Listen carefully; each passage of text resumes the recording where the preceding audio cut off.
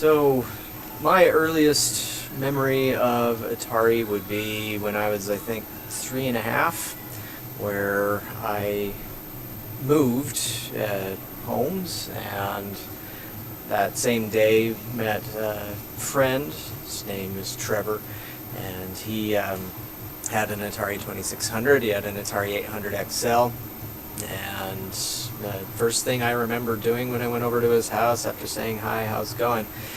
was we were playing some Atari, and the only game I remember playing at the time was not an Atari game itself, it was an Activision game called Laser Blast, and as a kid it was very entertaining. You controlled a UFO, and there were 3 tanks on the ground, and you had to blast them with your laser from above, so it was kind of a bombing game. A very shallow game, not very compelling to play for long periods of time. Like a lot of Atari 2600 games, they were actually kind of just arcade games in their nature without taking quarters, but they were very short, and so they were fun though, and so we got a kick out of that as 3-year-olds, blowing up tanks from the sky as a UFO. And so that's my earliest Atari console memory. I can't remember the first game that I played on the 8-bit computers, because again, he had a pretty extensive collection of both 2600 and Atari 800 games, and I think we played through those things like crazy. And so it was some good memories there, but my earliest memory of an Atari arcade game would be Battlezone and Tmnt, as when I was, I think, 13 or so, went to a local arcade called Nickelcade. The company itself is still around, although the particular location that I remember going to closed years ago, and they had both Battlezone and Tmnt there as a part of their selection. Now, growing up playing the Atari 2600 at my friend's house, and then eventually getting one myself, in fact, the store that I'm sitting in, where my arcade's at now, used to be a KB toy store, and it was right here where I remember standing on the other side of this desk as an 8-year-old, and my parents coming here and buying an Atari 2600 Junior, and so that was the first console, but this was like, I don't know, 88, 89, maybe 90, somewhere around there. And I remember being asked by the guy at the desk here which games I wanted to get. It was Asteroids and something else, can't remember what the other one was. But either way, back to the arcade memories, the Atari arcade memories. Went to Nickelcade and came across Battlezone. Now, I played Battlezone on the Atari 2600 before, but I did not know that it was an arcade game first. And so actually growing up, I just experienced all these games like Asteroids and Pac-Man and Battlezone and Centipede, Missile Command, etc. And I had no idea that they were arcade games, just because I didn't get a lot of opportunities to visit the arcade as a child, as there wasn't any really close by. The closest machines that might have been near me were at a 7-Eleven, but it was on the other side of a busy intersection, so my mom wouldn't let me walk there by myself usually. But when I am at my arcade, I may have customers come in here, so I may need to help them out. But yeah, Nickelcade came across Battlezone, and it was a very different game from the Atari 2600 version, and it was pretty cool as well. I was mesmerized by the vector graphics, and I know at some point I also came across Asteroids, and I kind of fell in love with vector games. I just loved that look that you can only get with a vector monitor, particularly in games like Asteroids, where you have the shots on the screen and have the blinking shots where they were very, very bright, brighter than anything you would normally see. Like if you play an emulated version of Asteroids on your LCD screen, it just loses a lot of that glow and that look, and it's just not the same. And But Battlezone, I don't recall it having like super bright graphics as far as that went. It had that kind of distinctive glow, but it was still, just very compelling to go onto that machine, and you had those two sticks, put your face inside of the periscope, and then drive around blowing up tanks. And I think the best score I did, which is not very great, was about 33,000 points, maybe up to 40, but I know there's a lot out there that do a lot better than I can. And yeah, that was my first one that I really remember, but also Tmnt, and I loved Tmnt, and that actually might have been the first one that I played. Hello, Kevin, and also Dragon Gamer, and Dragon Gamer mentions that he loved Blasteroids in the actual cabinet. I did come across a Blasteroids once a few years ago, and yeah, that one was really cool too. I should say that I've played every version of Asteroids that's been released to arcades. Played the original one. My very first Atari arcade machine that I owned was an Asteroids Deluxe, which, funny enough, a friend of mine found somebody throwing one out. And so they got it for free. And he knew of my love for arcades and Atari. I had kind of got him into liking Atari as well with the Lynx and the Jaguar, and he came across that, but instead of keeping it for himself, he's like, hey, I know you want to open up an arcade one day, so here you go. And I was like, hey, thanks, man, awesome, you're a great friend. And so, but it didn't work, so that was one reason why I was being thrown out. So I did have to spend somewhere around $80 to get the monitor repaired. But once I got it fixed, it was awesome, and of course I also had to fix the black light inside of it to create that sweet effect that it had in the background with real artwork. And the image of the game itself was essentially a almost kind of holographic. It was bouncing off of a mirror and reflected and everything. And so I played that. I played Space Duel once at Collector's House, and but then Blasteroids, that same collector got a Blasteroids, and I love Blasteroids. I think it's a very underrated game, and very unknown. It's a big gem because it takes the whole Asteroids concept, but it really expanded on what you can do with it. And it's like, if any remake of Asteroids should be made, it should be Blasteroids, because that just nailed it, because you have different ship types where you can morph into a different kind of ship with different abilities, has all these sectors to explore, boss fights, and different things. And so yeah, it's really good. And so yeah, I also agree that a 4-player version would be really nice. Now, where am I filming this? I'm filming this in my arcade, and so presently it's mostly off right now because it just opened in the morning, and so make sure that that's correct there, sorry. So I generally do keep my games off until, or most games off until somebody shows up and actually wants to play. Saves on electricity, and so just no point in having the entire arcade open when nobody's around, as I'm in a mall, and because of that I have to be open at a certain time, but it makes no sense for arcades to be open in the mornings. Almost nobody ever comes and plays arcades at this time of day. But yeah, so to Kevin's question, what are your thoughts about the Atari Hotel idea? Well, I guess that would coincide with my thoughts on the overall Atari management that they've had in recent years, and that idea was conceived under their former CEO, Fred Chesnais. I probably said that wrong. And one thing that I didn't care for with Fred is just under his leadership, it seemed like the company just threw everything at a wall, licensed everything that they possibly could imagine, and just went from there. And they did crypto stuff, they did gambling stuff in Africa. They were trying some TV game show pilots, and it just seemed kind of like, let's just milk this as far as we can go. It didn't seem to really have any heart to it. And of course they weren't really focusing at all on developing new cool games or giving some proper homages to the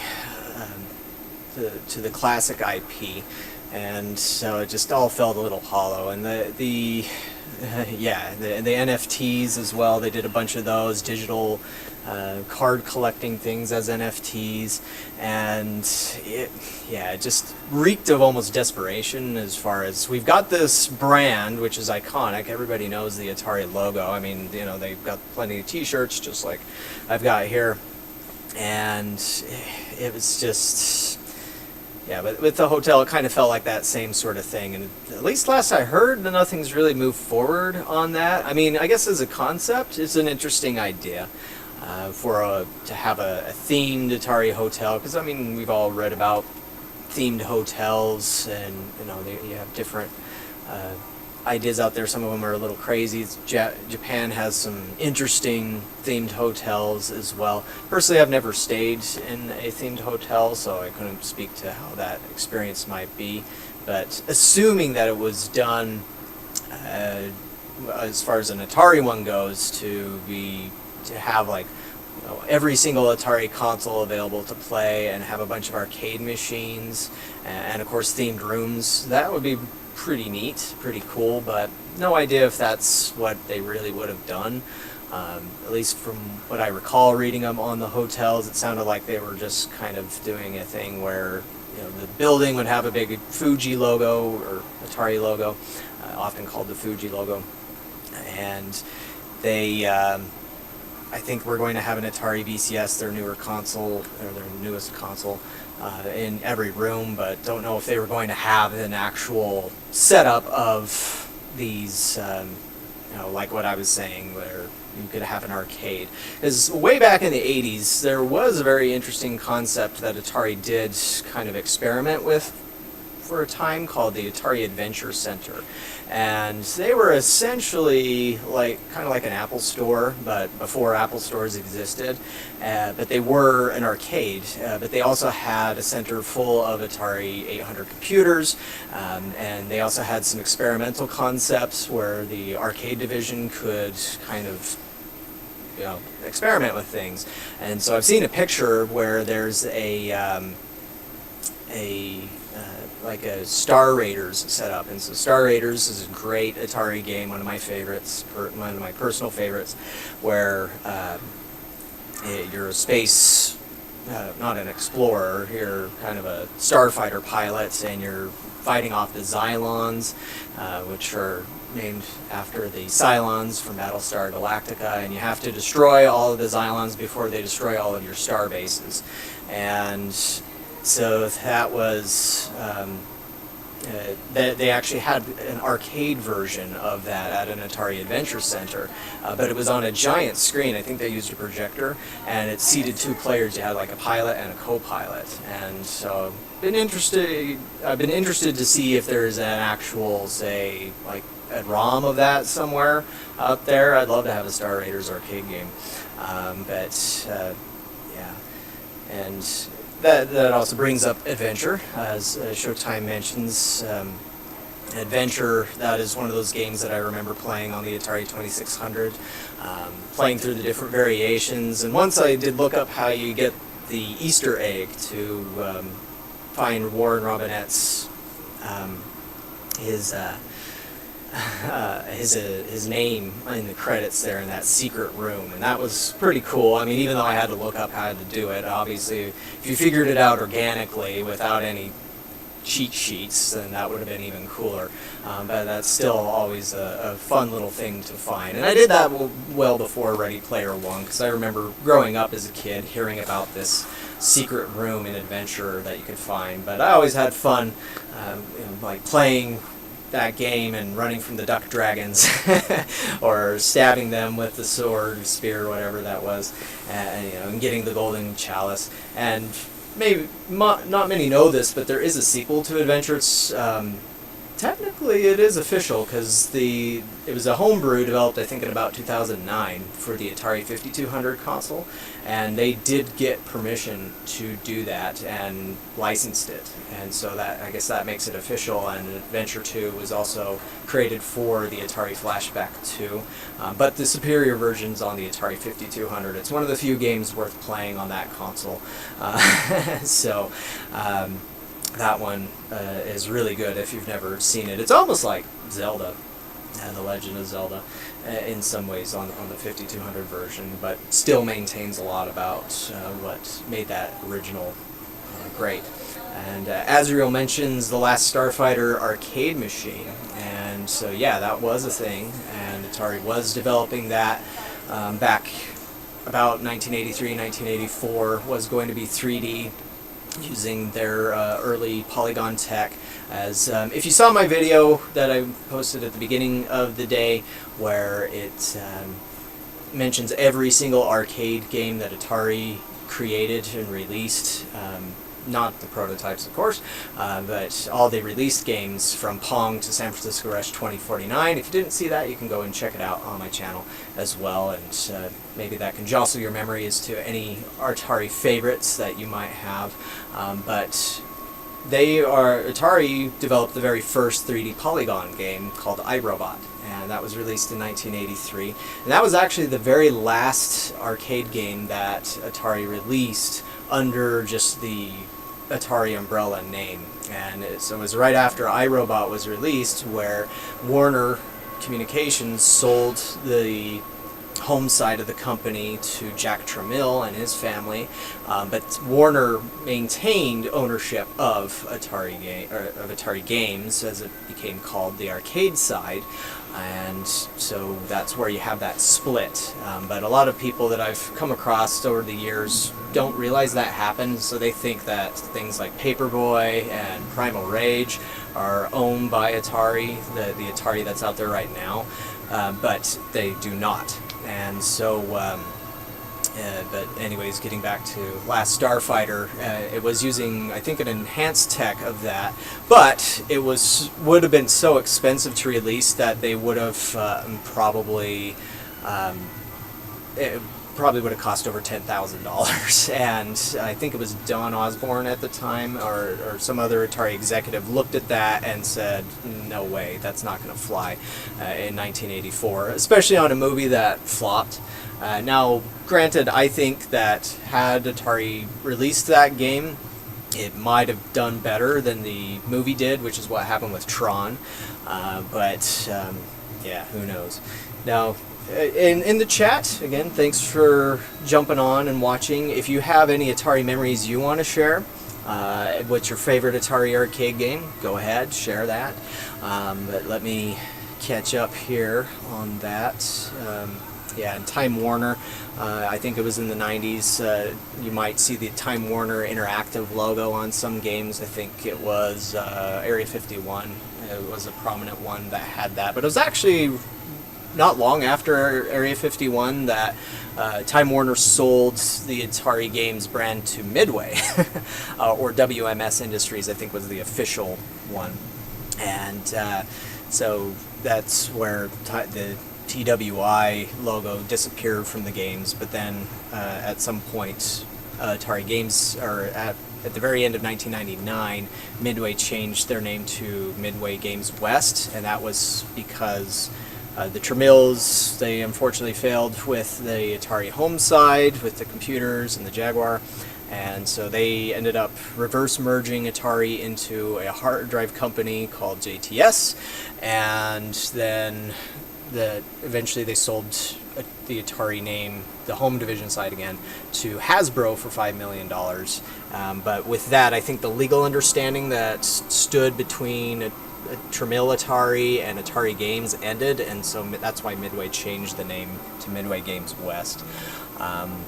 Let's see, have I played Marble Madness 2? Not yet, and so I know that it's out there as far as the ROMs go, but yeah, it's just I haven't had a chance to give that a shot yet. I've heard mixed things on it. I mean, It failed back in the day, I think, for some good reasons. I read some focus group testing that Atari did at the time where the game was too hard, and also the Marble Man thing, the character that they added didn't really add anything to the game and was kind of annoying. But definitely an interesting find and release for preservation's sake that we could finally play. Yeah, I guess I'm a little surprised that that Warner, as it is presently, since they still own the Atari Games IP, and this is something that not a lot of people know. So, since Midway owned Atari Games, they owned all their IP from Return of the Jedi up to San Francisco Rush 2049, and then Midway, of course, went bankrupt in about 2009, and guess who bought Midway? Warner. And so everything from Williams, Midway, and Atari Games that they made after Ibrobot is under the Warner umbrella. But over the past few years, or several years that they've owned them, the only games that I've seen Warner do anything with are Mortal Kombat and Gauntlet. And of course there have been some occasional compilations released here, but it's like Primal Rage, yeah, they could do something with that. I mean, if there's any proof that dinosaurs sell, I mean, look at the new Jurassic World movie that's out there right now. I mean, by all accounts, I haven't seen it yet, but I've heard it stinks. It's fairly dumb, but it's still making tons of money. People just like seeing dinosaurs, and it's like, Jurassic Park's not the only thing that you can do with dinosaurs, and so why not have a dinosaur fighter? Now I get it, Primal Rage itself wasn't the greatest fighting game of all time. It was just kind of novel to fight as dinosaurs, but it's I think you could, with today's technology, make a go at it and make a pretty solid fighting game, I would think. But I know a lot of people out there want to see Primal Rage 2. You can play that at Galloping Ghost, and I assume that the ROMs are out there, but I've never been huge on the emulation side, so I've not given that a shot. I did recently talk with Dennis Harper, the senior producer of Primal Rage, and he actually sent me a link to some pictures of Primal Rage 2's production. But he said I need to get permission to share that stuff. So if anybody's interested, I can look at doing that sometime. But that could be very interesting. Azrael mentions Major Havoc, and yeah, I did finally get to play Major Havoc on the arcade in California Extreme 2018, and prior to that, the only time I had played it was on the Atari Anthology on the original Xbox.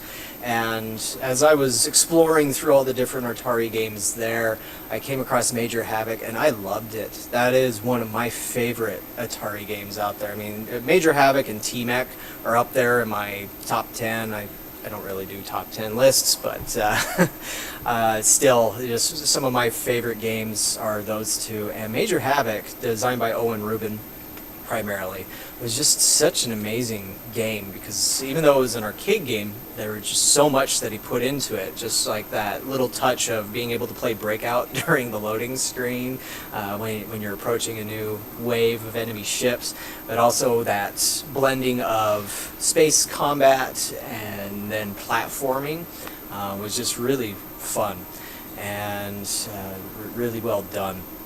And so it was kind of a shame that it came out when it did, just because it came out in 1984. The arcade industry was still recovering from the crash that had happened in '83, and so just overall it got overlooked. But also it was a vector game, and so one thing about vector games, as awesome as the graphics are on those, just they were notoriously unreliable, and arcade operators like myself, we hate games that break down all the time, because it means they're not making money, and we're having to spend more money on fixing them, and then of course if they break down again, it just sucks. And so that's one reason why vector games just went away, is because they were just too unreliable, kind of like Laserdisc games too. And so hard driving is one that Kevin Williams mentions. I mean, yeah, I guess I never played the arcade version much. I came across one once that was in the cockpit cabinet.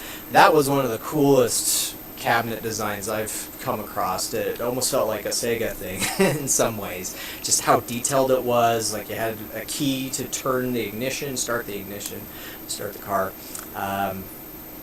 And the swivel seat that would go in and lock into place. It was just really cool. Very much a driving simulator. But, of course, one problem with hard driving was the frame rate. It lacked the frame rate, so that sometimes when you would turn, it would take it a moment to respond on the screen, almost like input lag. And so yeah, that was unfortunate there. But there was race driving, which did improve the graphics, did speed things up, and had better physics. And I believe, so it was TX1, which was developed by Tatsumi, but released through Atari here in the States. That was the very first game with force feedback steering. But of course, hard driving implemented that as well, and so that just helped the overall feel of it. But as Arcade Belgium mentions there, that it was too much like a simulation. That was something that Eugene Jarvis mentioned in the interview that I did with him a while back. It was actually hard driving, and its lack of quality that meant that people ended up that he developed Cruisin' USA. Hey, how's it going? Good, how are you? Good. If there's anything off that you want to play, I can turn it on. Okay, cool, thanks. Sure. Walk around real quick. Yeah, no problem. Let's see, let me catch up on the chat here. So Xavier at Arcade Belgium mentions spent lots of coins in Road Blasters. Yeah, I used to own a Road Blasters. Unfortunately, it didn't do very well, so I did end up selling it. But it was a really cool game, and it seemed to gain kind of a modern second wind thanks to Wreck-It Ralph and going turbo. And it's funny just how much that scene made people really want to look up Road Blasters all of a sudden. And so that one was just really well done. But funny enough, a lot of the Atari games, as I mentioned at the beginning of the stream, growing up, I didn't know that a lot of these games existed in arcades. I thought that they were on systems first, or since I didn't have close access to an arcade growing up, I just had to discover them through consoles. And I did get an Atari Lynx as a teenager, and that had a lot of arcade ports on it, and that's where I discovered things like Road Blasters, Hydra, Toki, and some others. And so if you guys need tokens, just let me know. Okay, we will, yeah. And speaking of Hydra and Tubin, just so you guys know, tomorrow is when I do believe that I will be getting those in. At least that's according to the freight company. They were saying that they have an appointment scheduled for tomorrow. So I will be doing an unboxing, installation, and play video of those two as I get them. And if you missed the news on that, I've purchased Tubin and Hydra from the original designer and programmer of both those games, Dennis Harper. And so the Hydra cabinet that I'm getting is actually a prototype, and it says on it Proto number 3, and so it's lacking some of the artwork, and also the plastic shell on the front is gray instead of white. But I know a lot of people haven't come across a Hydra out there because it's a pretty rare game. The dedicated arcade version, it's they only made 200 of them. They've released more kits, but sadly, the dedicated just didn't sell very well. But I knew that game I know that game from the Atari Lynx, and it was a really, really well done port. I've played an emulated version of Hydra, and I was amazed at how accurate the Lynx was. Like, if you want really good ports from back in the day in a handheld mode, the Atari Lynx was incredible. It was like a portable arcade machine, and so that was really nice. I didn't play hard driving on the Lynx though. I think I played it on, was it on the Genesis that it was released? Alright. Hi, how's it going? Good. The Addams Family Pinball. Oh, sure.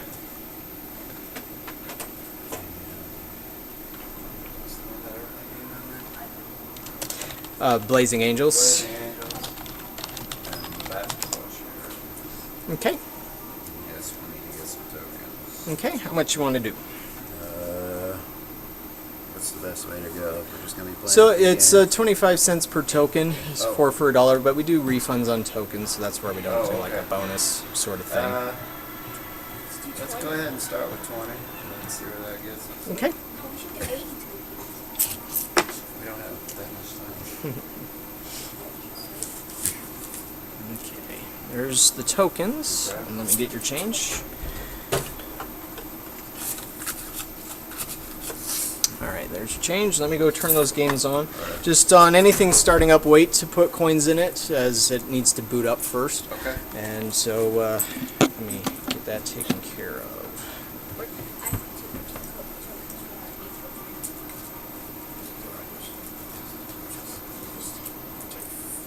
You know, I'll take 40. So you go and that's it. You have it. Wait.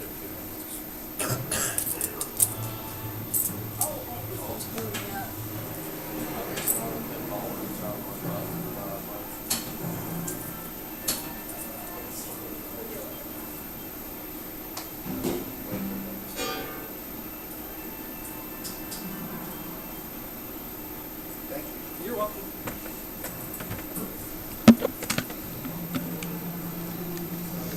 Okay, back in action. I guess if this was all a professionally produced sort of show, then I would have a commercial break right there. But yeah, speaking of hard driving, I want to say that I played it on the Genesis back in the day, but that was the thing, is just that wasn't really a good game to be ported over to home consoles, because I mean it was already tough enough on the physics and the frame rate on the arcade version, which, you know, had all the chips made for that, and much less so on the consoles. Let's see. Going back into the chat. So Pong was the first game that MKF30 ever played, and yeah, they did have that the handheld home version, and I've come across a Pong machine once, but I don't know if it was working. I didn't get to play it there. And of course, as I mentioned in the video where I cover all the Atari releases, Pong was hugely pirated because there wasn't any copy protection on it, as when Alan Alcorn developed that, Nolan Bushnell, Ted Dabney, all those developed it. Weren't really thinking about piracy, and since they could build that using kind of off-the-shelf parts, so could everybody else. And so there was one developed by Allied called Paddle Battle, where I heard that one sold somewhere around 30,000 units, and so that obviously ate into Atari's bottom line. But that's of course what drove them to develop other games, Quadra Pong, but also just other unique things that weren't Pong, such as Grand Track 10 and whatnot. But Pong obviously hugely influential. And Kevin mentions one of the best earning Atari games of all time is San Francisco Rush Extreme Racing. And yeah, Rush is another one of those that is on my top 10 list of favorite video games. Although when I was a teenager, I was working at an arcade that actually used to be just down the street from my arcade here, and I was in the management side of that, and I remember when we got Rush 2049 in. Now, when that happened, I had never heard of Rush, and I wasn't familiar with it, just didn't realize until a little later that 2049 was a sequel. And so I never really played Extreme Racing, but Rush 2049, man, every single time I was on break, I played that thing. And us employees there had a running competition to hold the leaderboards. And I do remember, of course this was before cell phones to take a picture, but I remember holding first place on every single leaderboard on it for a time. Not sure if how long that stayed there, but yeah. So let's see. Oh, a mention for E.T. So as I mentioned in my E.T. video, if you didn't catch that, I did publish a video about the E.T. arcade game. that was in development at Atari back in 1983. But growing up, where I just had my Atari for the most part, my Atari 2600, I got E.T., and this was years after the game had been released, and so I didn't hear anything about it ever being the worst game ever, or anything like that. I just saw, hey, E.T., cool, let's try this out. And yeah, it was a little frustrating with the pits, but I just kept at it, and it really wasn't that bad. And it even had some Easter eggs in it. And so it's like, there are worse games out there. Like, I would rather play E.T. than I would play Superman 64.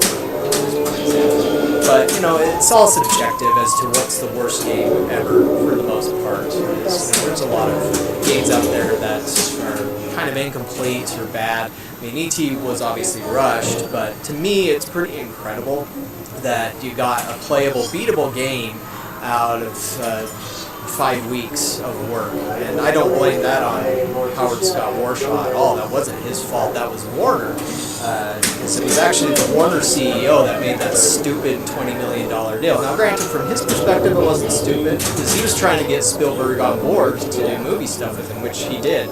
So, like Goonies and I think it was Gremlins that Spielberg helped produce or executive produce. Those were both distributed through Warner. And so, even though he ended up causing the crash of the industry in a way with that big $20 million deal, it was still good for Warner in that they got some movie stuff out of it. So,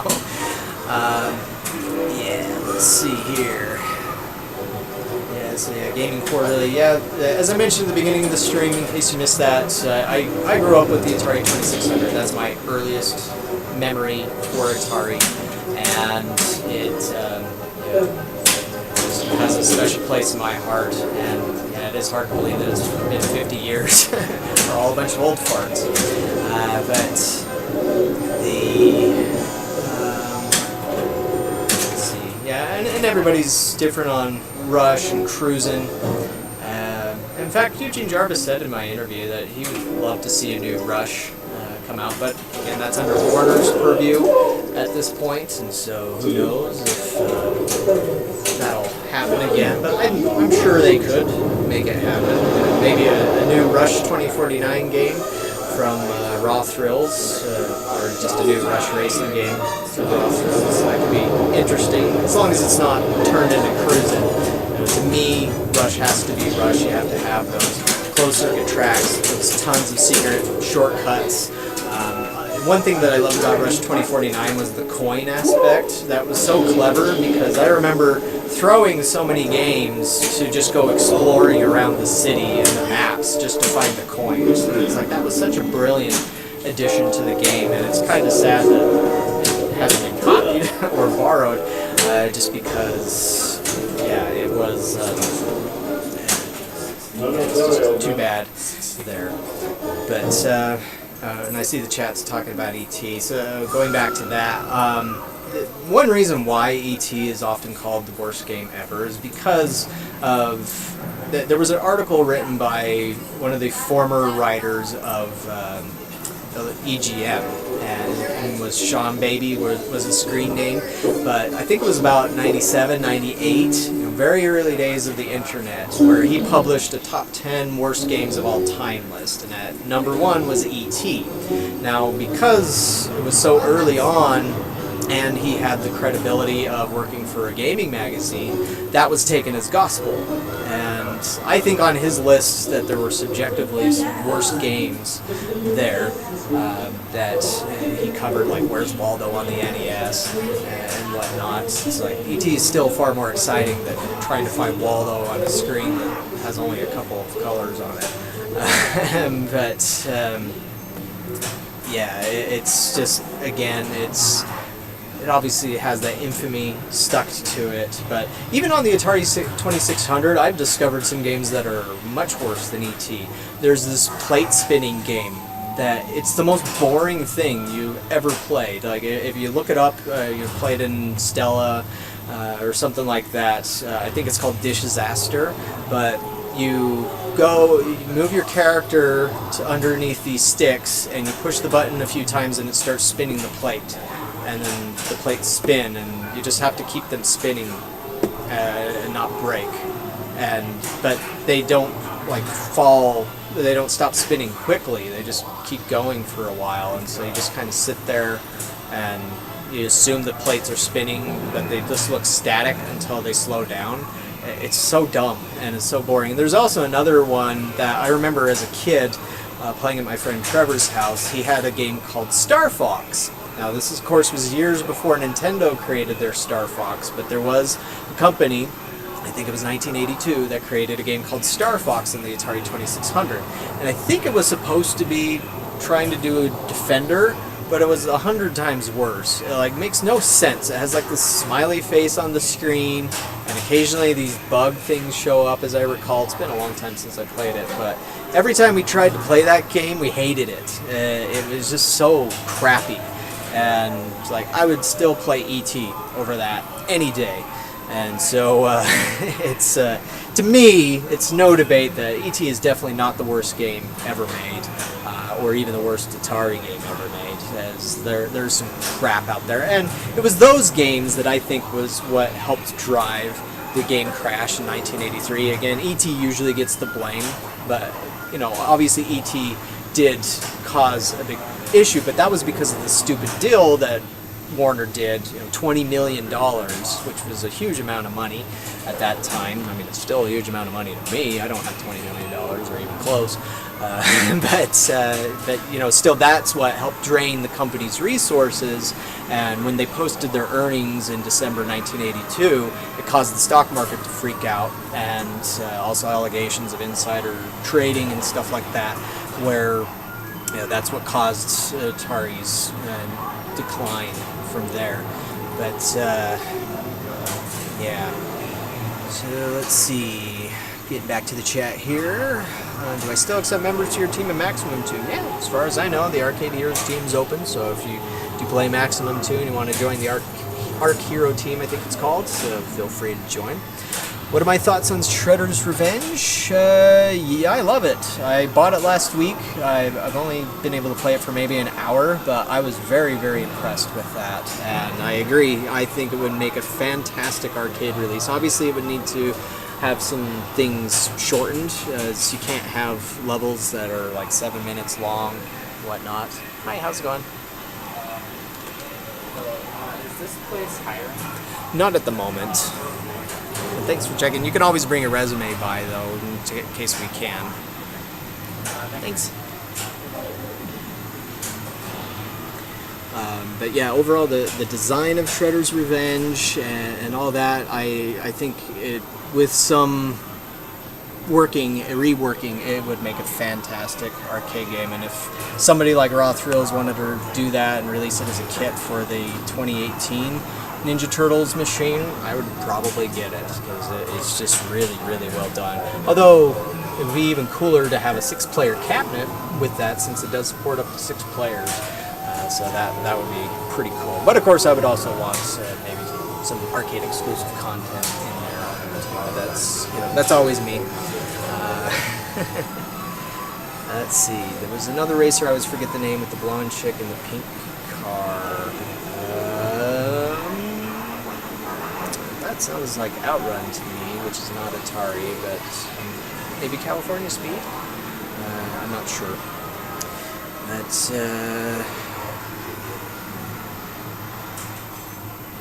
see. Yars. Yeah, Yars Revenge. Funny enough, on Yars Revenge, that started off as a Star Castle port to the Atari 2600, but it's kind of interesting how the limitations of the Atari 2600 led to things like Yars Revenge, because he was trying to do it and it just wasn't working.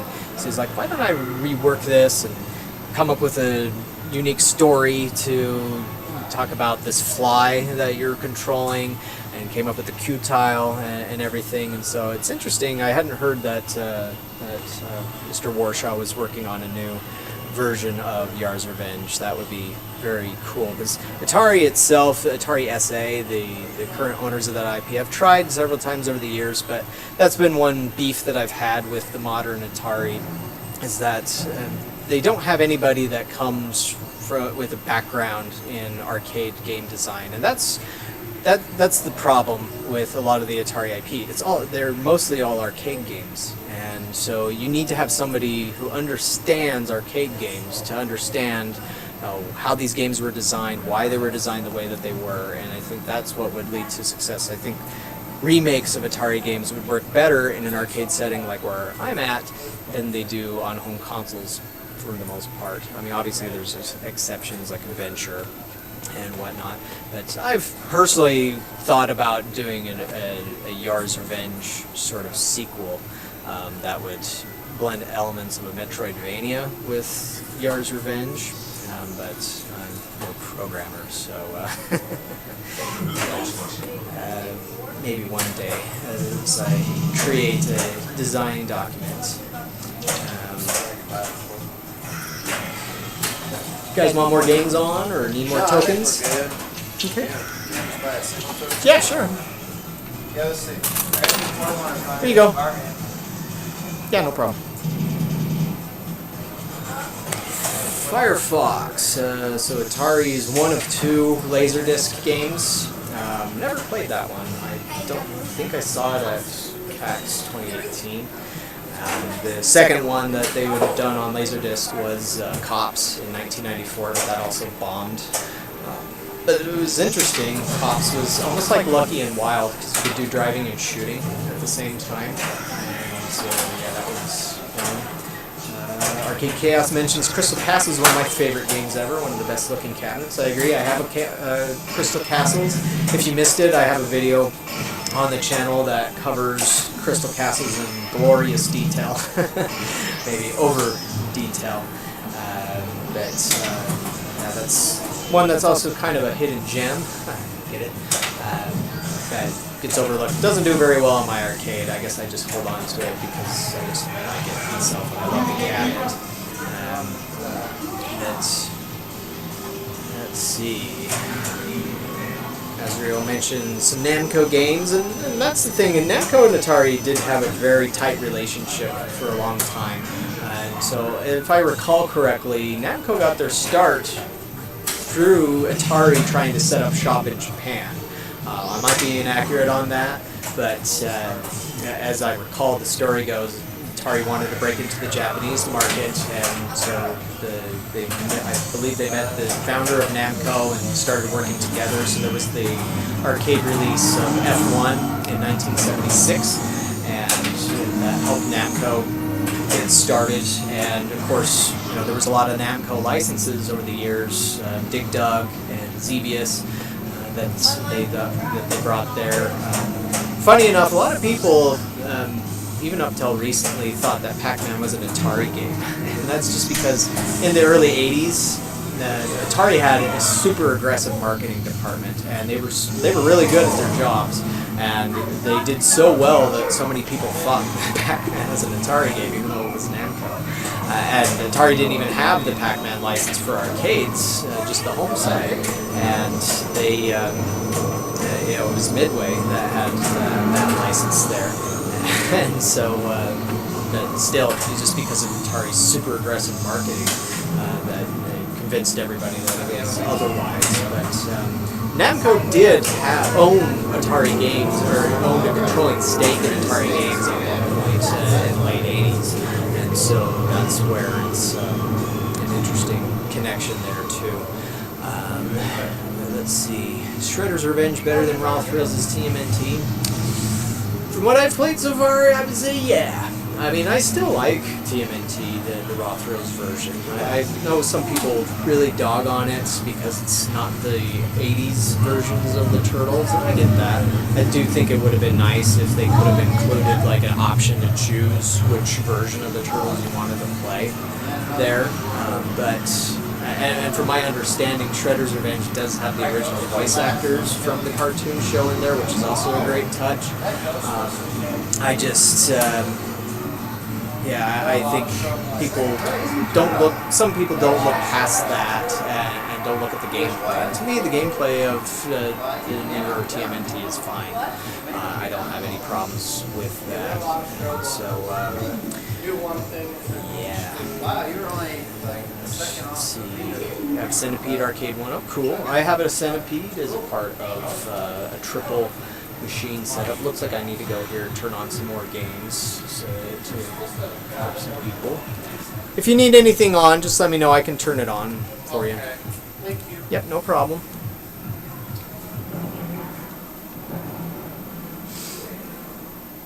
Let's see. Yeah, and so there was a lot of licensing deals. So you had Namco licensing. You had Atari licensing Namco games for distribution and manufacture in the U.S. and marketing, and so that's why there's a Dig Dug commercial for the arcade machine, which is actually like a 2.5-minute long commercial. One of the few arcade coin-op arcade commercials in existence. And Xevious and all that, and then in the late 80s, early 90s, you had several of those too, but also like Final Lap and 4 Tracks.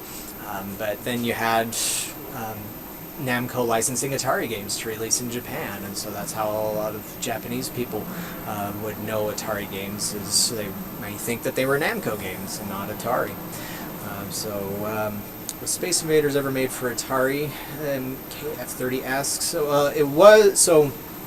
This again was a licensing thing, and so Taito developed Space Invaders and released that in Japan in 1978, but knowing that the US market was the place to be, they sought out licensors here in the States, and the one that they found for the arcade side was Midway, or Williams. I always get a little confused on the timeline between when it's Williams, when it's Midway. It's whatever, all the same thing, right? So they had the Space Invaders license here, did very, very well for Midway, really put them on the map. They had been developing electromechanical games in the 60s, and they'd done video games ever since Pong came out. They had their own, I think it was called TV Tennis or something, but nothing that they had done had really stood out until they licensed Space Invaders. They did have Gunfight, which did all right for them, I believe. But Atari, they got the licensing for the home version, and so because Midway didn't have a home console, that left the license open for Atari to do it, and that's kind of what started the whole idea of home licenses and arcade licenses being separate. And it was Space Invaders on the Atari 2600 that really launched the 2600 into what it became, and it was the first home license of an arcade game ever done. And I remember playing Space Invaders on the 2600. Fantastic design, I think. Loved how many variations that existed on that, and I also think just because of how prevalent that was, some may have thought that Space Invaders was an Atari game, even though, again, it wasn't. But as Gaming Quarterly mentions, it was a killer app game. It sold consoles, and so that's, I think, kind of the first real killer app for a console ever created. And if Space Invaders hadn't come along on the 2600, it might have just been a much lower key. Granted, other stuff like Pac-Man, even though that was a crappy port, or Asteroids on the 2600 could have done a great job at moving that up as well. But I think overall the 2600 sold somewhere around 30 million different consoles. And actually, let's do a poll on Atari consoles. I mean, I know, yeah, this is an arcade sort of thing here, but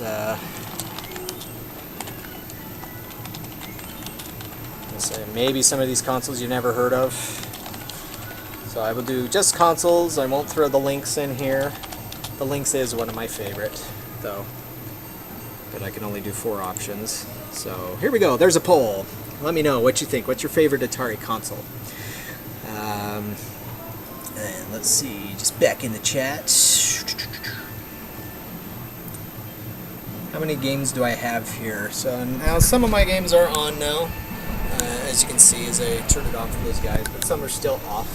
At this location, I've got approximately 60 machines, and so, oops, let me fix this, sorry. There's Maximum Tune. Unfortunately, my Maximum Tune busted back on Memorial Day. It ticks me off, but I hopefully will have that back here by the end of this week, I'm hoping. But about 60 games at this location. I have a second location, Azriel in the chat. He's actually working at the second location. Normally I'd actually be there today, but my brother came down with COVID, and so I wasn't able to do that. And so I actually have more Atari games at that location than I do at this one. But that location, I think last I counted, was 44 machines. But of course, as I mentioned, tomorrow I am getting an Atari Tubin and an Atari Hydra, and so stay tuned for a video on that. But yeah, so let's see. I've always pronounced it Zuvius. Mario, and so I've always pronounced it Zevius, but I don't know, maybe I'm saying that wrong too. I think there is an Atari promo which mentioned it, and I think they pronounced it Zevius, but whatever. I know Azriel pronounces Darius, and I usually say Darius, but I guess I'd have to ask somebody in Japan. How do you pronounce it in Japan? How do they pronounce it? How do they pronounce Zevius? Zevius? I'm not really sure, because those sounds don't really match to the Japanese that I know, so I'm sure it sounds a little bit different. But yeah, the Atari links, if you're into console collecting or you like retro consoles, look up the links. It's amazing. I didn't get one until its lifespan had already ended. I think I got mine in '97. But I mean, it was light years ahead of the Game Boy. Now granted, yeah, the Game Boy crushed it, even though the tech wasn't there. And the Game Boy had amazing games. I had a Game Boy growing up. My dad got one when he went to Desert Storm to keep him entertained when he was out there. He was on the medical side of things. But when he got back home, I played plenty of stuff on the Game Boy. But I remember getting comic books as a kid. And in a lot of these comics, they had ads for the Atari Lynx in there. Now, granted, I think it was like $200 or something, and that was just way too much for what a little kid like me could afford. But, I was looking at that and seeing those ads, and it's like a color handheld, that's amazing. And then it had all these cool-looking games, and of course it was Atari. I had just been playing my Atari 2600, and now there was this handheld console that had much more realistic looking graphics than what my 2600 could do, and so I wanted one really bad, but I couldn't get one until a few years later when I finally had a job. But again, the Lynx has an incredible library of arcade ports. It has some cool original stuff too. It has a really strong homebrew scene, especially there's a lot in Europe. Like Atari has a pretty good solid name in Europe. They did really well over there, I believe, on both the arcade and the computer side. I know in Germany did really well with like the Atari ST and the TT and the Falcon and whatnot. But there's a lot of cool homebrew efforts that are done for these various Atari systems over there. But yeah, definitely a fantastic console. Let's see, is Atari supposed to make a new console? Yeah, they actually have one. It's called the Atari Bcs. I've been following this for a while. I'm not a big fan of it. To me, any product, regardless of the brand, like I don't buy something due to the brand, even though I'm obviously a big Atari fan. I wasn't going to jump on something just because it has a logo on it. And to me, it just doesn't do anything that you can't do with like the computer that I'm using right here. And so it might have an exclusive game or two at this point, but at least when it launched and for the longest time it had 0 exclusives on it. The only thing to stand out about it is you can boot up like Windows 10 into it, or you can load up a Steam loader, but it's like if you already have a computer or a decent laptop, it's not worth the price for the up to $400 that it costs. You're much better off getting a Switch or a PS5 if you can find one, or an Xbox Series X. I hate their naming conventions. Yeah, as far as I know, it hasn't done very well. In fact, from what I know, it may sell worse than the Jaguar did, and so that's not a good sign. But yeah, that's right. Azrael, getting back on the Xevious thing, Xevious was to rhyme with devious, and so I think that might have been part of the marketing campaign where they said it's devious, it's Xevious, or something like that. Yeah, let's see.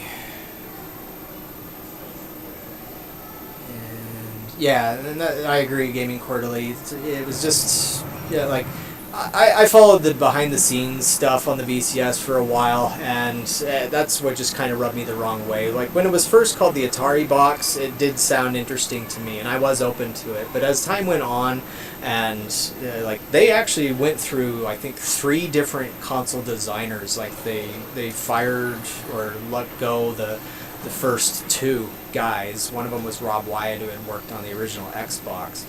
But both of them said afterwards that they actually sued Atari because Atari did not pay them for their work. That kind of tells you all you kind of need to know about the kind of people that were working at Atari. Now, granted, to be fair, there is currently a new CEO, and he seems to be working hard at trying to turn the company around and its image. But the guys that were in charge beforehand, I think they really ran the brand through the mud, and the VCS was part of that. And so, but yeah, there was a lot of features that the first guy and even the second guy wanted to add in there, but the overall management said, no, we don't want to do that, and they were going back on some promises that were made. And so just overall, to me, the VCS is just kind of a pointless product, and so I just don't think it's going to go anywhere. Didn't really go very far from its Indiegogo campaign either. So, yeah. So, let's see, just getting into the chat here. Yeah, and that was the thing too, the VCS came packed in with the Atari Vault, and as, 100 Atari classics, but you can get that on Steam for $10. Why pay $300 for that sort of thing when you can get it on your existing computer for $10? So, I haven't seen the new Atari collection, and that's one thing too that the present Atari's done, is they've released some of these things so many times that it's just kind of like, okay, how many times do I need to own this over and over and over and over and over again?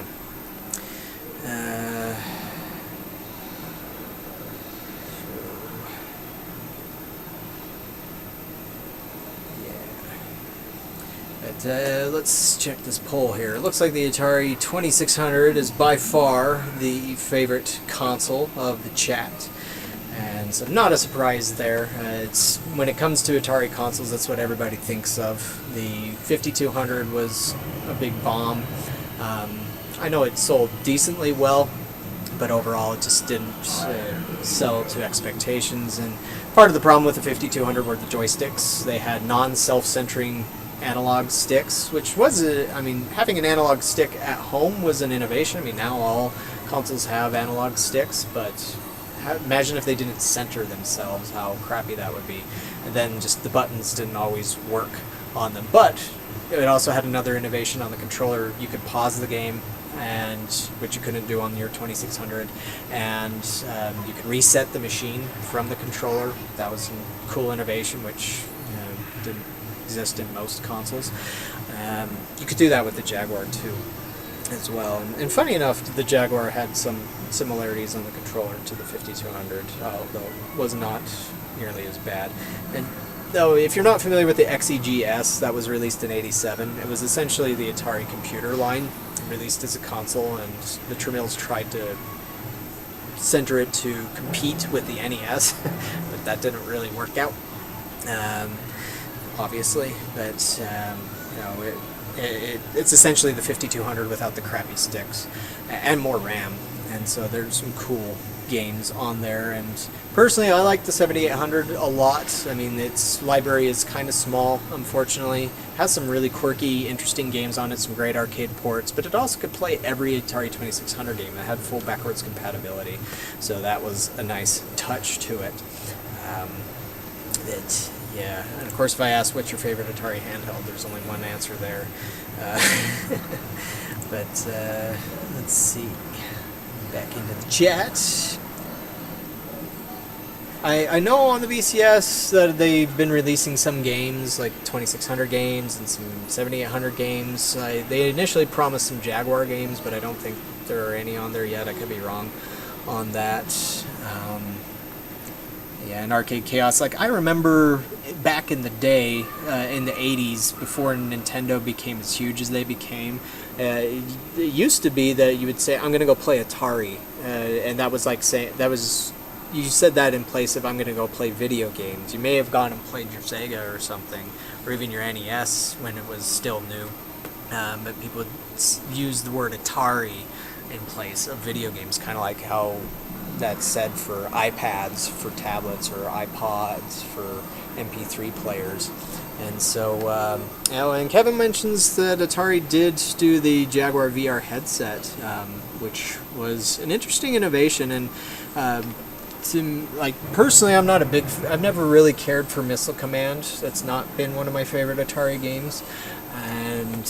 But of course, I played it mostly on the Atari 2600, and I didn't come across it in the arcades very much back in the day. I have one now as a part of my Centipede, Millipede, Missile Command trio cabinet. But Missile Command 3D on the Atari Jaguar, which was originally developed for the VR headset, was really cool. And I'm actually surprised that nobody in the VR scene has tried to take that style of gameplay and put it in, because it works really well for VR. And it's a little bit more compelling than some of the VR stuff that I've seen out there. Well, Azrael, that's not the best way to pause the game on the 2600. But let's see.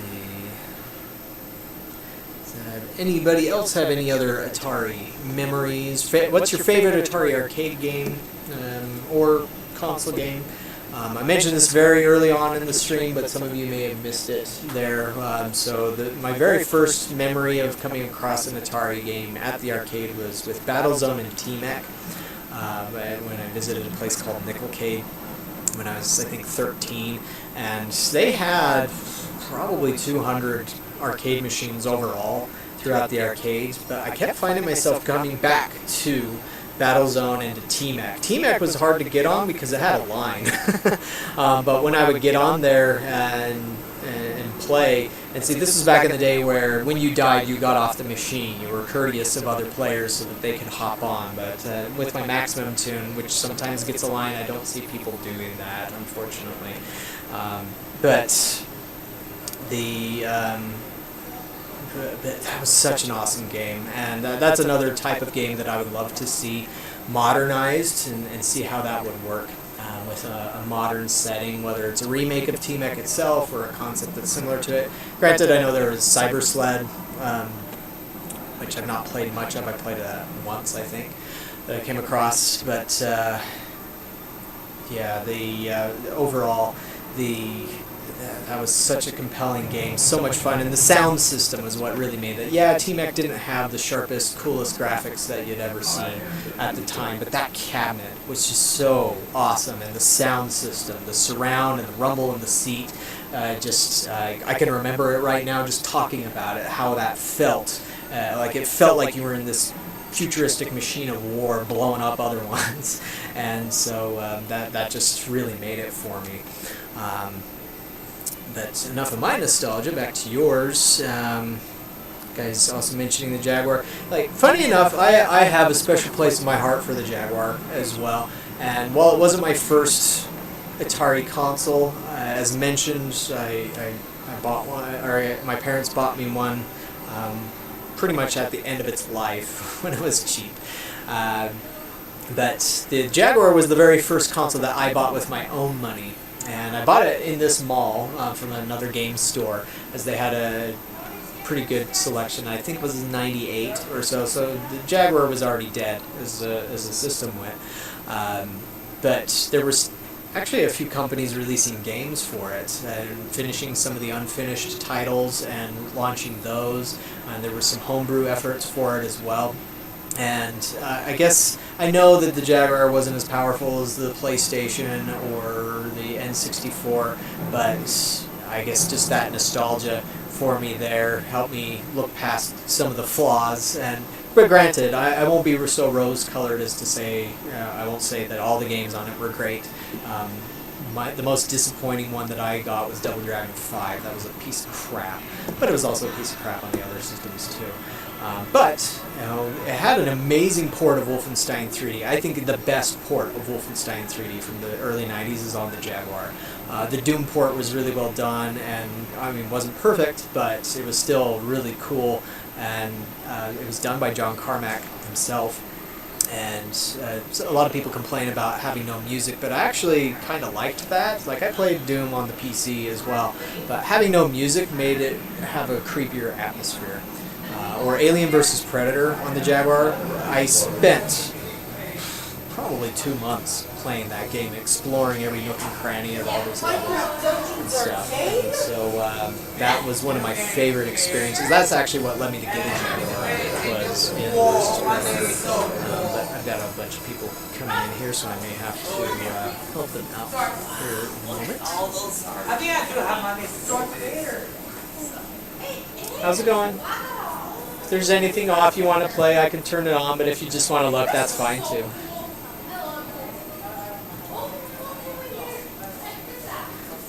But yeah, I agree with Xavier. I think the Jaguar controller gets a lot of undue hatred, and particularly the Pro controllers were very nice. I mean, granted, I get it with the original controller. It was a little bit too big, kind of like the original Xbox controllers.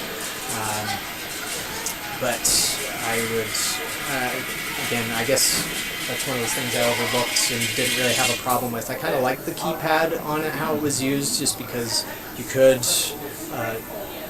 reset the machine using it. You could easily switch weapons in Doom, as one example, and overall the D-pad worked just fine. And so I also agree. I like it better than the N64 controller. But let's see, other favorites. Warlords. Yeah, I have a Warlords cocktail cabinet, arcade cabinet. It was one of my early purchases, and up until recently, it was the most money I'd ever spent on a classic game. I ended up spending more on Hydra and Tubin, especially with shipping. But it's actually broken at the moment, and so otherwise I'd do a video about it. But Warlords is one of the best multiplayer experiences you can find in classic gaming, bar none. And of course, when I've had it here, and when it was working, didn't get played a whole lot because a lot of people just didn't know what it is. But if you ever do come across a Warlords arcade machine, give it a play with some friends. I'm pretty sure you'll enjoy it. But let's see, and Azrael mentions Major Havoc again, and yeah, it does. It definitely was. The Jaguar controller is like the Xbox Duke. I guess you could call it the Jaguar paw. A giant Jaguar paw. And Sprint with 4 players. Yeah, there was Sprint 4, Indy 400, Indy 800. The first 8-player video game in existence was designed by Atari, and that's on my other Atari Memories video. And so. See you, Kevin. Thanks for joining us there. And Arcade Chaos. So I'm in Salt Lake City, Utah, and so this location where I have 2 arcade locations are called Arcade Galactic, and the location I'm at is their original location, and this is in the Valley Fair Shopping Center, as we now are supposed to call it, not the Valley Fair Mall. But our second location is in Ogden, Utah, which is at the Newgate Mall, and so we opened that one a couple of years ago. And so it's a little bit smaller, but I like the look of that one better than I like the one here. This one just has red walls with artwork on them, kind of like this one here that I just added this weekend. But you can find videos where I'm talking from my arcade location in Ogden as well. But glad you found the channel, and hope you enjoy it and the things that I do. Let's see, Gaming Corner Marble Madness was painful to play. I'd catch my hand on the edge of the roller whenever I rolled fast. Yeah, that's always the problem with trackball games, is if you just go too fast, it can pinch your hand, which isn't fun. But I think the first time I came across Marble Madness was on the NES. There was a port on that, right? I want to say that's where I first encountered it, and did not care for it too much there. I have played it in the arcades, and like it much better with a trackball controller. I guess it's too bad that Marble Madness was never ported to something like the Atari 7800, just because it probably could have done a decent version of that. And there was a trackball controller for the 7800. There was also a trackball controller for the 5200 too, which is actually highly prized. Like playing Centipede on the 5200 with the trackball is awesome. Yeah, that's too bad for Atari that they never got that there. And let's see.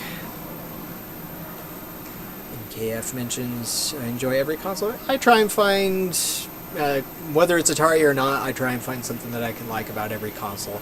As I've said, I can't find much that I can care about on the BCS, like ignoring all the stupid stuff that happened with its development, and sometimes Atari's outright lies about it. Just looking at it as a product, it's like, I just see no compelling reason for it. To me, the console has to have exclusives. You know, when I bought a Switch, I bought it because there are certain games on it that I can't get anywhere else. Now, granted, there are certain hardware features with that, like the handheld mode, which I think are very compelling. But, you know, it's like, I wanted to play Zelda Breath of the Wild, and I also wanted to play some of the other games that they had on there too. I like the Wii U. I had a Wii U, and I thought it was great. And obviously the rest of the market wasn't agreeing with me on that. But there were some really cool experiences on there. And, you know, I have a Dreamcast as well, and I haven't played it much in recent years, but I really wanted one back in the day when it came out. And hard to say what my favorite one is overall. I mean, I probably have spent the most time playing the Switch.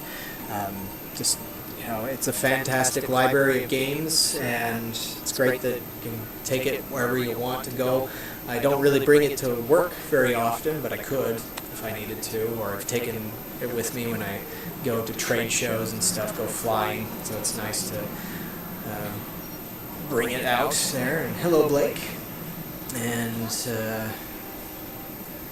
yeah, so let's see. Don't think much of the games of the 80s and 90s were much harder than games now. Yeah. I mean, sometimes I wondered as a kid if it was just me sucking at it, but I guess going back, it does depend on the game. As I've gone back and played some games, I find them easier now where I'm an adult and my skill has improved somewhat.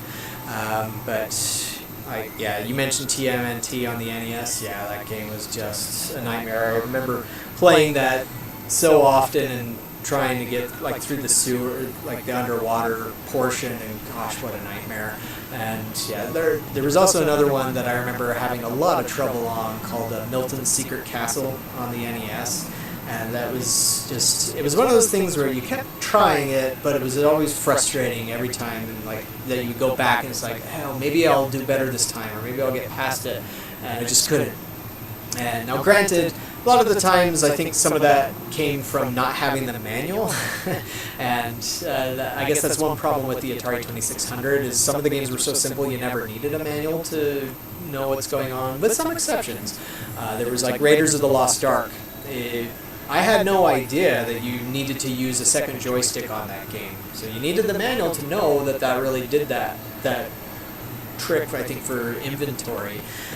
But it's just one of those things you don't assume. And I think that was one problem with a lot of 80s games, was we just thought we didn't need the manuals, when in reality we did, as that would have saved us the trouble of getting like a strategy guide. And of course this was all before the internet, and so if anything you would always hear about secrets. You go to school and people would be talking about whatever game was hot at the time, and people would be talking about all the tricks and secrets. Like I remember vividly Super Mario Brothers. Like these days kids are generally talking about Minecraft or Fortnite.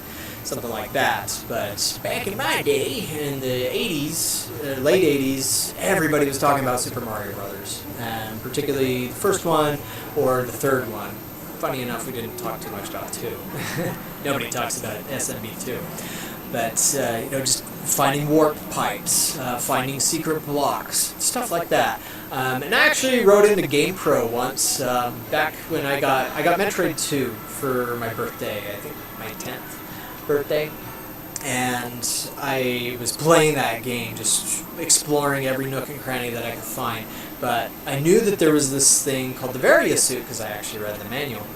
But I couldn't find it, and I got frustrated enough where I wrote into GamePro to their tips and tricks thing to hopefully get an answer as to where on earth this was. Now, it took them like 6 months to publish the response, and I found it, I think, like a week after I sent the letter in.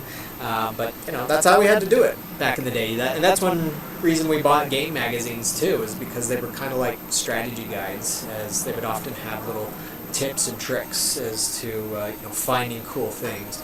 And I guess bringing this back to arcades these days, this is one thing that I really miss seeing in arcades is secrets and tips and tricks and stuff like that.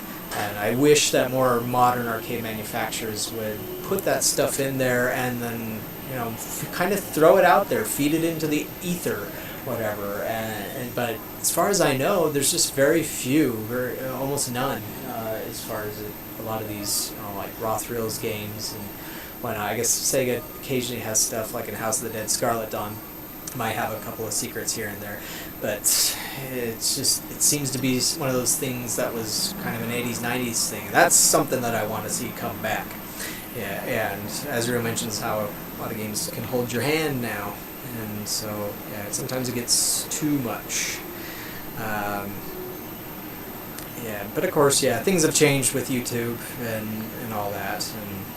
And I admit I've looked up plenty of things on Elden Ring. I've been playing Elden Ring a bit in recent times, and there's a lot of things there which I try and discover what I can on my own. But it's sometimes easier to just look up a bleed build video or an intelligence build video or a strength build, one of those things, and it's like, oh, I probably never would have thought of doing that or combining this with that, or this stat would scale there and whatnot. And so in a way that's been pretty cool and to go exploring through, and I think that's one thing that's helping drive that game.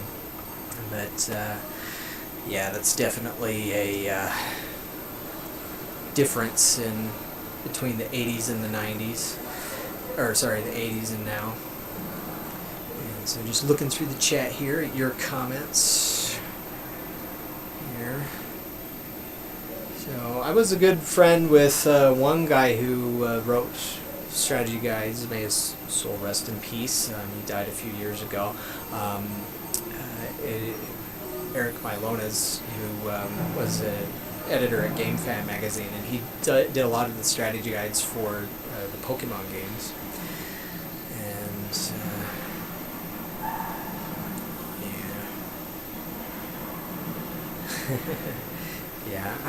for me, I think I usually only got GamePro. I had a subscription to them for a little while. I was familiar with others like Nintendo Power and EGM, but I wanted an NES really bad growing up, but we just couldn't afford it, and so I played it at everybody else's house. Almost everybody else on my street had an NES, and so that's where I got my NES stuff from. But as you mentioned, Gaming Quarterly, that's one thing about arcades that makes them unique is the social aspect. Now, if you just discovered this channel, I generally cover arcade news. Sometimes I cover arcade history like this, cover some older games once in a while, but for the most part I'm covering new stuff. I've also, because I am an arcade operator by trade, I've done some videos recently that get into kind of the business side of things, how to operate an arcade, what people like me look for in games, and I recently did a video about arcade game design.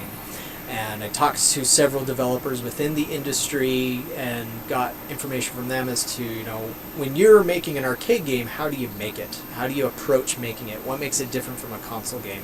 And that's one of the major differences between an arcade and a console game is the communal thing, the social aspect of it. It's almost like arcades were kind of the first form of social media. I mean, they are a media or medium for presenting entertainment.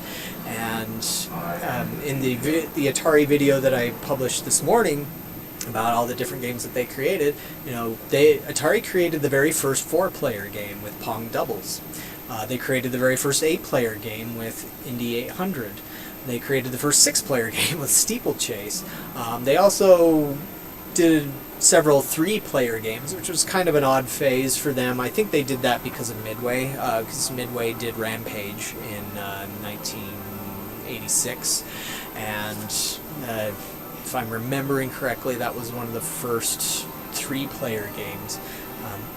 But that had them doing that for a while, which is funny because Atari did Gauntlet in 1985, a 4-player game, and I think that game did pretty well overall. I don't know the exact earnings on that, but that was one of those games that just brought people together, and I experienced that when I was a teenager. I think about 1999, around 2000, somewhere around there. Last day of school, me and a couple of my friends went to Nickelcade, and one that it's actually not too far from where I'm at here, and they had a Gauntlet Legends machine, and I had never heard of the game up until that point. Unfortunately, a lot of gaming magazines did stop kind of covering new arcade releases in the late 90s, as I recall. I mean, occasionally they would mention them, but sometimes you would only find out about a new arcade game coming out when you went to an arcade. But it was the first time I had come across a Gauntlet in general. I mean, I'd played Gauntlet, I think, on the NES, but obviously it wasn't the same thing as the arcade version or having the 4-player. But anyways, playing Gauntlet Legends was the first time I ever experienced playing with a total stranger and having a blast. And it's totally different from playing online. Playing online, there's always that anonymous filter going on, and so people can be total douchebags and not care, whatever. Maybe they'll get kicked from a game or server or whatever, but it's not the same thing. And it's also, sometimes I've played plenty of online games, or some games are designed this way, like Splatoon, where you can't really communicate with the other people unless maybe you're on a Discord server and somehow you get there, but then again, it's all randomized anyways. But in an arcade, you're standing next to somebody, and maybe it's a friend, maybe it's a total stranger, but you're having fun with it. And of course, you have that filter on of, you're not going to be a prick to the person standing next to you just because. And so it creates, you can create friendships. And there have been plenty of stories of people who met at an arcade and developed a relationship, a romantic relationship. Nolan Bushnell's quoted as saying, "I've heard of many marriage proposals that started with Pong, where they met playing Pong." 'Cause Pong also encapsulated that social aspect, because in the very early days of arcades, they didn't have CPUs. They were using discrete logic chips, and so the power wasn't there to be able to create AI. And so a lot of early games had to be 2-player to really work. And so Pong was one of those. And so you had to have that social aspect. You had to play with somebody else. Maybe it was a total stranger that you were playing video tennis with. And so, other than that, friendships can really go there too. And so, sorry, just looking through the comments here. I think I'm a little bit behind. But yeah, Atari was one of those that I think really helped pioneer the whole social aspect of arcades. And thank you to everybody that is a subscriber. If you haven't already, I try not to do this annoying thing of asking for subscriptions and notifications in every video. You hopefully notice that, or I make a conscious effort not to bring that up. And I guess since this is a live stream, I will say, if you haven't, please do. It's appreciated, or just know that it's appreciated. But I don't I almost feel like it's condescending every time I see people asking for subscriptions on their videos. It's like, why do you have to do this on every video? Everybody does this, and it's stupid. We're past the point. Like, everybody knows how this thing works. So, yeah. But like, even working here at an arcade, sometimes I've seen people just go up to a stranger, somebody else who's already playing a game they want to play too, and so they just jump on and they play against each other. And again, it's made friendships. That's one great thing about Maximum 2 and 5, is that's made friendships too that I've seen. And so can't wait to get that one working again. What's the most popular arcade at my location? I mean, this changes somewhat. Like, it was Maximum 2 and 5 DX Plus, which is right here. But as you can see, it's unfortunately just, it's out. On Memorial Day, turned it on and both machines wouldn't boot up. And I went through a process of troubleshooting it and had to reach out to Bandai Namco for help. But this is one of those places where I will criticize their tech support. The guy would only answer me once a day. And so I'd send him an email, and he would get back to me the next day. But then he also kept getting hung up on something that I mentioned. Like, I told him everything that was leading up to this problem, but he was just hung up on the first thing. And it's like, that's not a problem anymore because the machine's not turning on. And it took like 2 weeks to get him to get me to be able to send in the PC. So I had to ship the PCs out of these things to a repair shop. So hopefully I'll get these back soon. But Maximum 2 and 5 have been my #1 game up until these things busted. So lately it's been kind of Cruise and Blast to a degree, and The Walking Dead by Raw Thrills here. This one's still off. But light gun games and racing games tend to be top earners. And funny enough, the Minecraft Dungeons arcade that you see there, I got that last year. That's actually been doing really well too. It's not been the #1 game, but last I checked, it was my #2 overall earner. At the other arcade, I would say it's House of the Dead Scarlet Dawn, and I think Stepmania X, which is a rhythm dancing game, kind of like DDR, as well as Luigi's Mansion Arcade by Sega. And so those are always my best ones. And I do have a video on my channel if you want to check it out, where I do discuss this a little bit more. I think it's how do arcade operators decide what to buy, where I actually do share numbers from how games have done over the course of a year. And so I share like my top 5 earning games from 2021 at both locations, as well as the top 5, or sorry, the bottom 5 performers as well, which unfortunately tend to be retro games.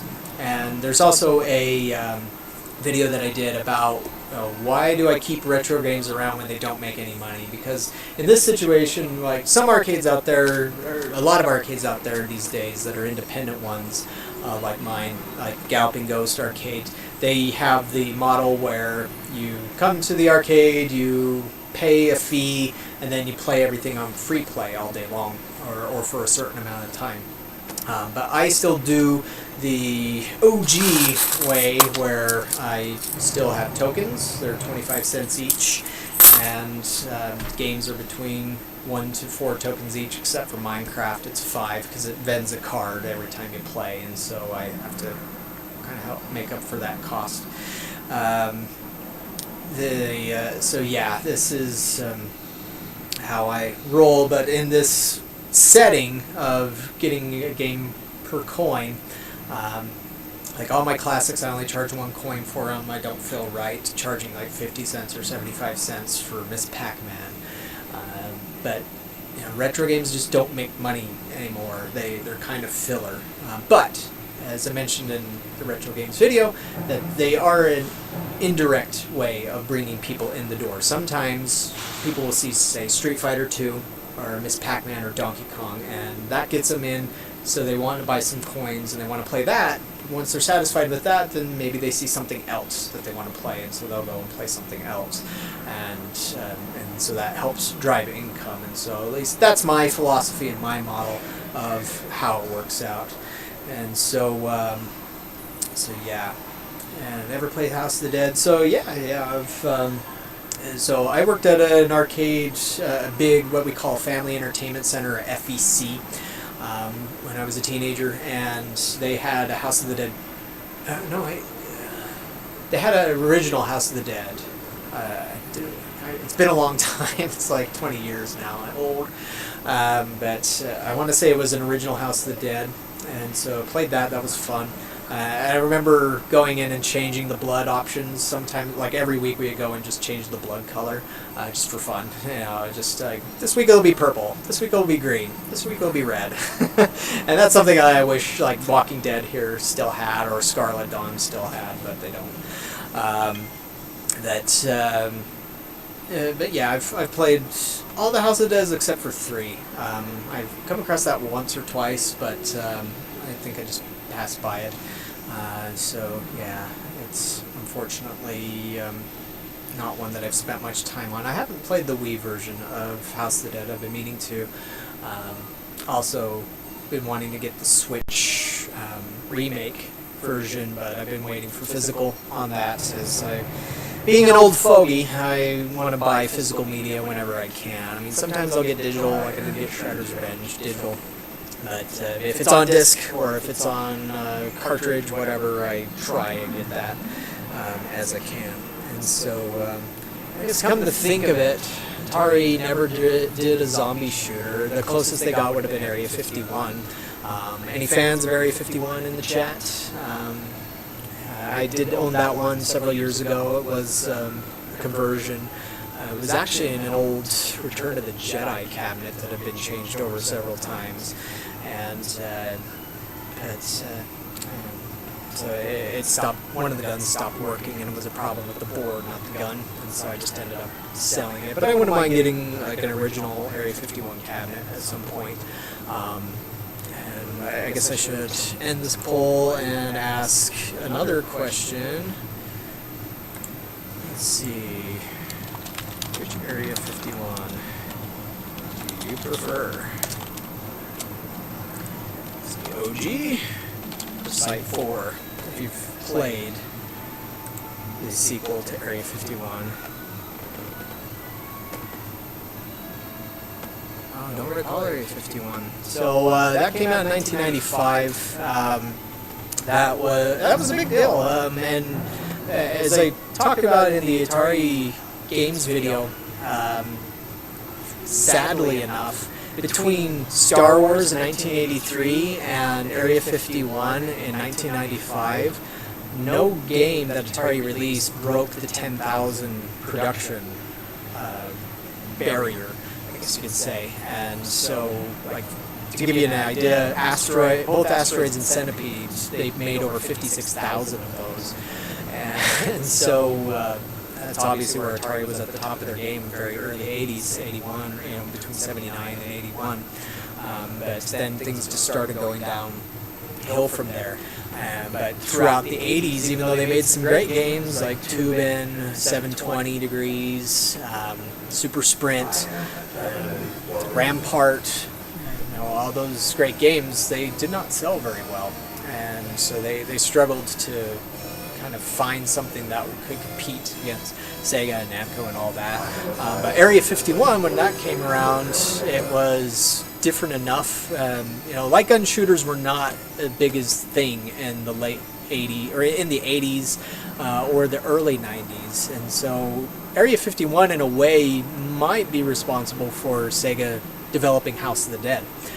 Because, just again, light gun games were not a big thing.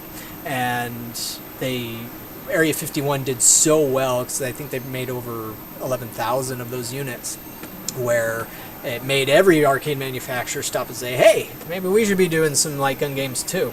And so now, granted, I know that like Konami had Crypt Killer, which I think was 95, and you had Beast Busters by SNK and stuff like that. But yeah, in the 90s, like Azrael says, I mean, me too. Everywhere I went that had arcade machines, it was kind of like Street Fighter or Mortal Kombat. Like back in 92, 93, like the first time I ever came across a Mortal Kombat machine wasn't at an arcade. It was at a fishing store. Like, we were going camping, and my dad needed to stop by to get some stuff for fishing. And this outdoor store in the middle of nowhere had a Mortal Kombat machine. Or the first time I came across Street Fighter 2 was at an ice cream place. So we have a local one called Leatherby's here, and they used to have an arcade machine or two in their lobby. And I remember seeing Street Fighter 2. Now, I had heard about it at school. But I had not played it, but we went to Leatherby's to get some ice cream, and I remember begging my dad for a quarter so I could go and finally try out Street Fighter 2, and I remember the first character I played as was Blanca, and I did terrible at him, as I recall, but still, and there was actually a little connection between Atari and Capcom on Street Fighter, because Capcom was considering using licensing Street Fighter to Atari, the very first Street Fighter, not 2. But I'll have to post about this on Twitter again, but I posted it in the past, but there was a unique kind of a half-moon shaped cabinet design that Atari came up with for the first Street Fighter. Or in fact, I think they did produce some of the cabinets, if I might be wrong on that, or remembering that, but yeah, so that's interesting history there. But yeah, with Area 51, getting back to that, it was interesting also because it had such a strange look to it. Some pre-rendered graphics. Azrael mentioning the American Laser games. Yeah, those would have been predecessors on the light gun side to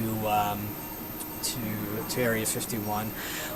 But they used full motion video, FMV as we like to call it back in the day, and it was always just kind of janky, because you would shoot at somebody on the screen, but it wouldn't be like always an instant reaction, because they were obviously filmed actors, and it had to look on the laser disc to pull the thing off. And like Area 51 kind of used that concept, but it was with pre-rendered sprites, or it did have video there too, but it was all spooled from a hard drive instead of a laser disc, and so it was allowed it to operate a bit faster. But a little bit of trivia on the on Area 51 that actually used an Atari Jaguar to power it. It's called Kojag, and so it was a modified version of a Jaguar where it added more RAM, because the home version only had 2 megabytes of RAM. They were going to have 4, but the Tremills cheapened out on that, and so removed half of its brains, as ECM, that old Game Fan magazine friend of mine liked to say. And they also, the home version had a Motorola 68000 CPU on it, same as in the Genesis, just ran a little faster, I think. But the Kojag, the arcade version, used a Motorola 68020, or it could use an R3000, the CPU that was used in the PlayStation. And so because of that, it just had a little more horsepower to it. But oddly enough, the Area 51 was never ported to the Jaguar.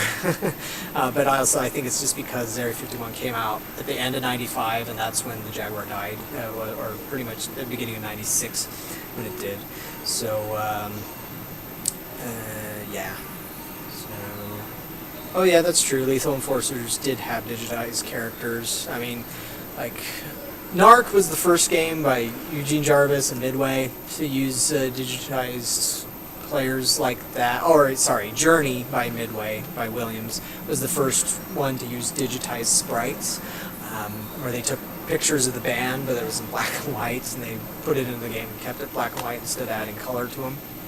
But then Narc was the first one to use the more modern technique of digitizing objects and putting them into a game. And but Atari actually did, before Narc, was one of the first, maybe the first example of using pre-rendered sprites, like rendering a sprite in 3D in a computer and then turning it into a 2D object with Blasteroids.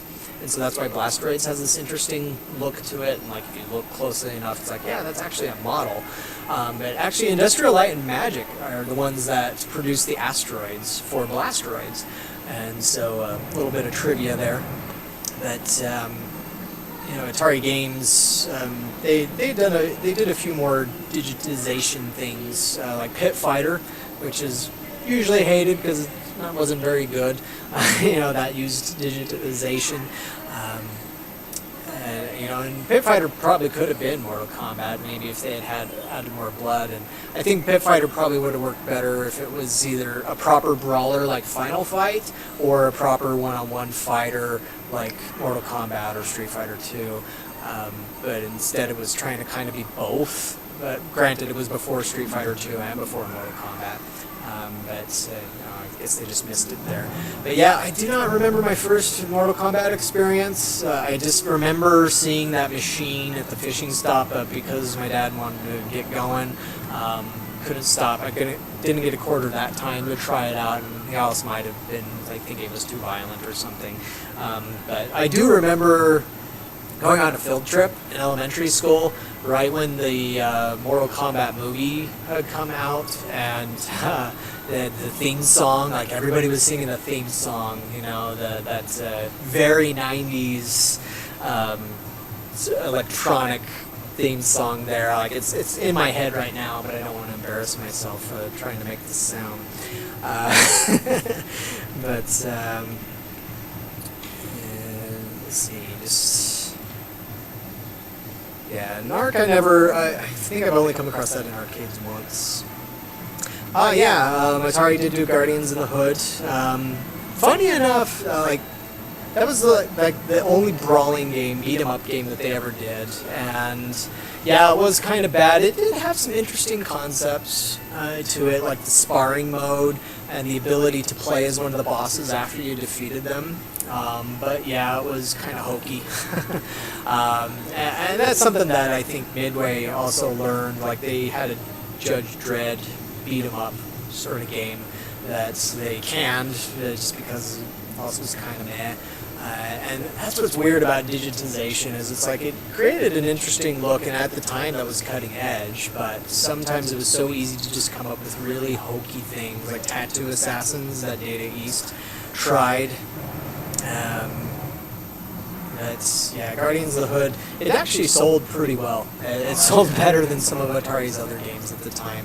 And that's one thing to mention about Atari, too, is they were the leaders in prototype unreleased games. There is a ton of them. And if you go to arcadeheroes.com, maybe I can share the link here in chat. Yeah, there we go.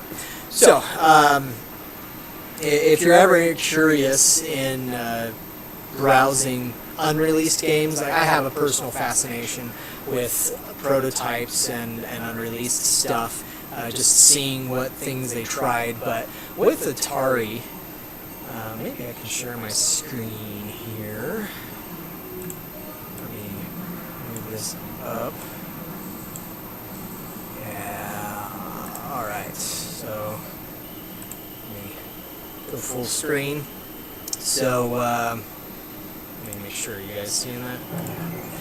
Alright, so if you look at Atari, their list of unreleased games is enormous, and as far as I'm aware, it's bigger than anyone else. Look at Capcom, I only got 1, 2, 3, 4, 5. Obviously Capcom has more than that. I probably need to update that, but I've just not come across a lot. Or there was a contemporary competitor to Atari back in the 70s and 80s, Cinematronics. It had a few, but not as many. Same with Exidy. Here's Konami. Could also probably be expanded on. Midway and Williams did have quite a few too. Almost as much as Atari, but not quite as many. Namco. And yes, there was a Nintendo Star Fox game in development for arcades back in the day.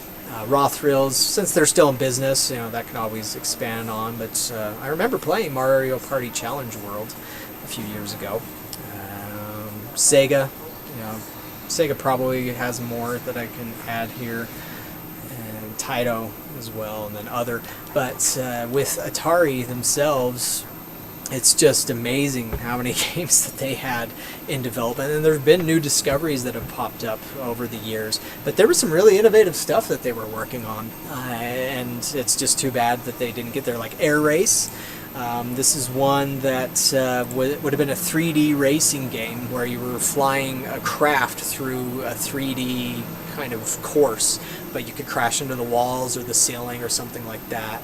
And it used the last Starfighter hardware too, but that was, I guess, kind of a problem where it was expensive hardware and then the 3D rendering was kind of slow, so the frame rate, I think it was something like 15 frames a second, maybe 10. And so if it had been at operating at 60 frames a second, maybe it would have performed better. There was AKR, or Target Outpost, where there was some controversy about that a few years back, where it's a bizarre, weird game. I'm not really sure how to describe it as other than kind of an abstract shooter. But there's only like 2 or 3 actual existing cabinets out there. But somebody released the ROMs, and there was some sort of odd story behind that. The Atari Dance Machine. That one is very unusual. This was discovered a few years ago, where looks like it was in a tweet, but this is a very poor rendering. But this was like probably about 1984, where they had something that was almost like Dance Evolution that Konami did in, I think, 2010 or so, but it would have had video playing and you were supposed to mimic the dance moves. And so don't know exactly how far they got on the concept, but you know, it was a very innovative thing that they had in development there. There was Battlestar Galactica, a Laserdisc game, Beathead, which was kind of an early rhythm puzzle game, but kind of bizarre, very, very 90s if you look that one up. There was a Beavis and Butthead game in development using 3DO hardware, actually.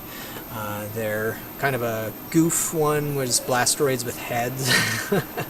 Bloodlust, this was a one-on-one fighter that they had in development. BMX Heat would have actually used an actual BMX bike that you sat on.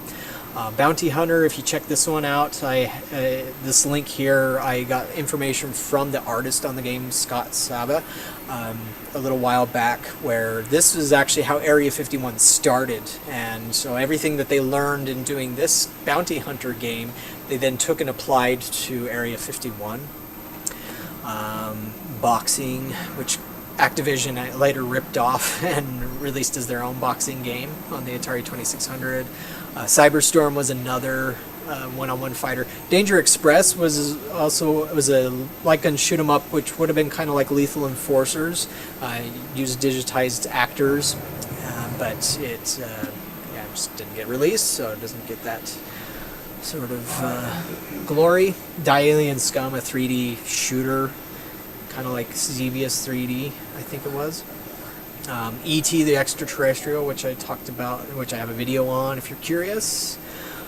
Fish and Frenzy used the same hardware as the Kojak hardware, is Area 51. There was Gremlins, which was, and also Garfield's Quest in development back in the early 80s. There's video on YouTube of Gremlins Arcade. It was an isometric game, very interesting.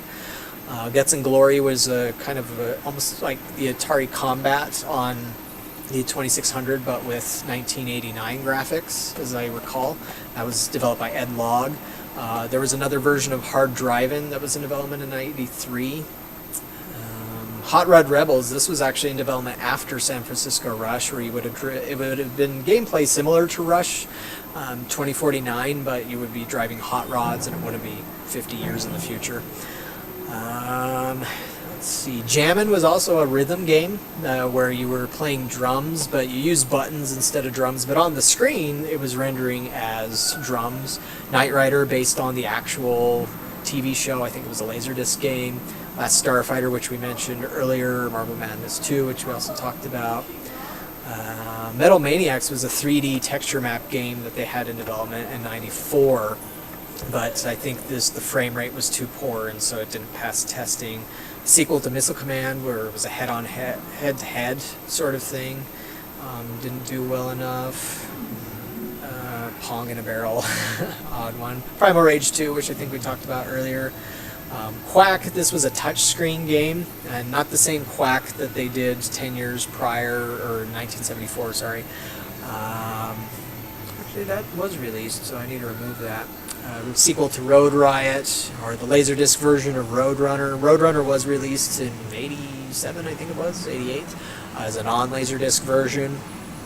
Snoopy Pong, which they wanted to do, but would have been sued by Charles Schultz or his estate, so couldn't do that. 10th Degree, this was a 3D fighter, kind of sort of like Tekken.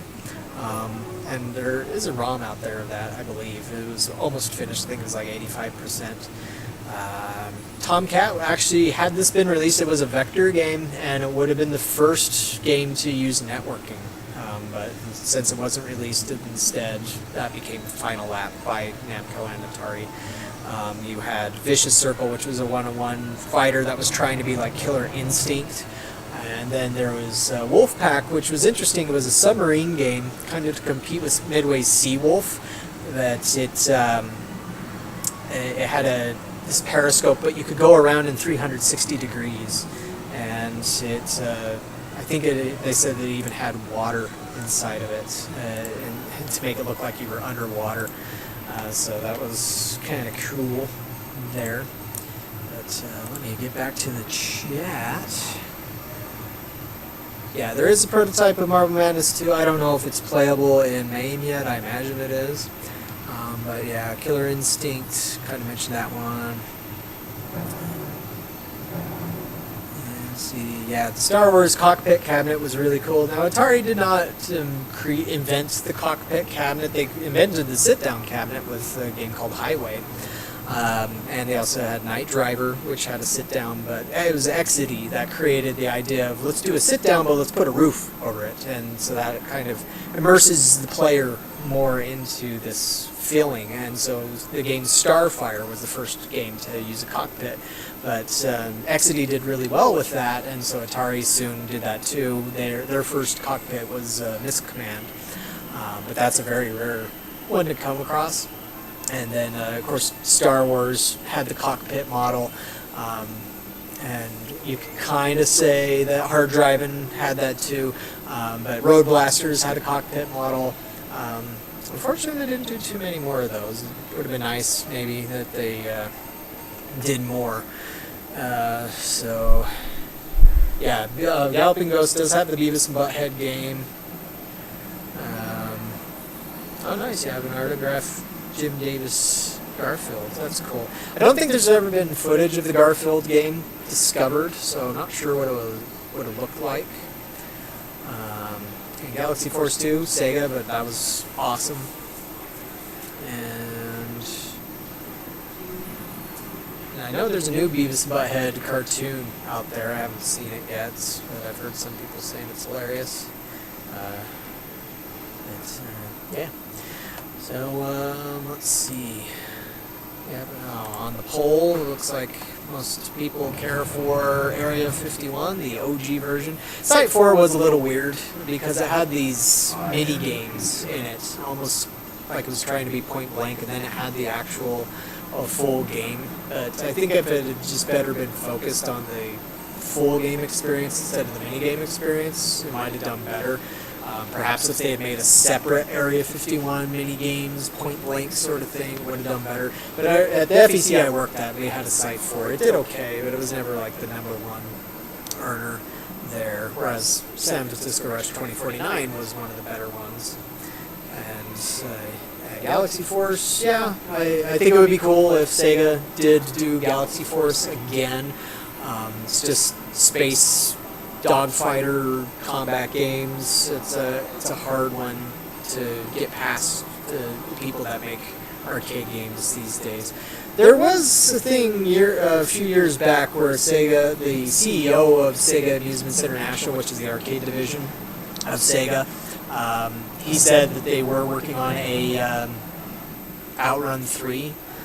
But the problem is the way Sega works is you have to get permission, or you have to work with the original designer of the game, and that's something that they do to make sure that the original people are, a part of the process. And so that would obviously be Yu Suzuki.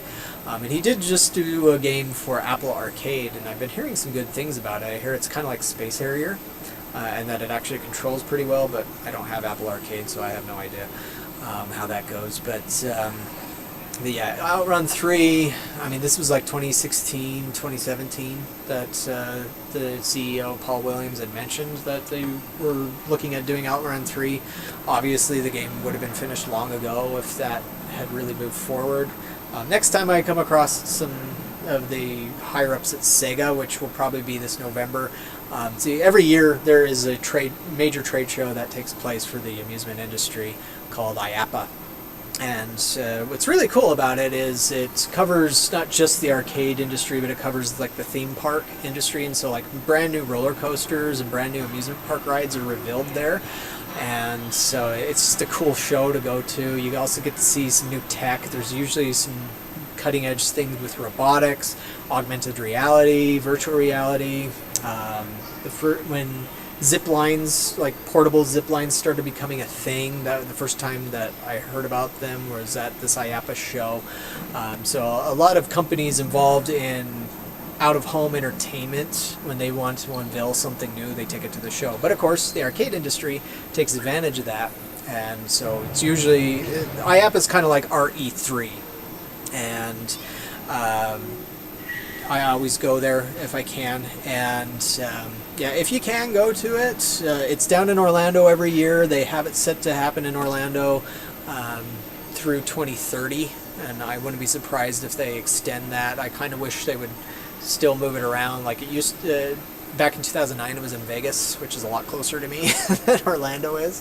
But yeah, if you can make it to Orlando the week before Thanksgiving, which, you know, of course sucks, because I do wish they would move it to like October or something, because it's just such a busy travel season.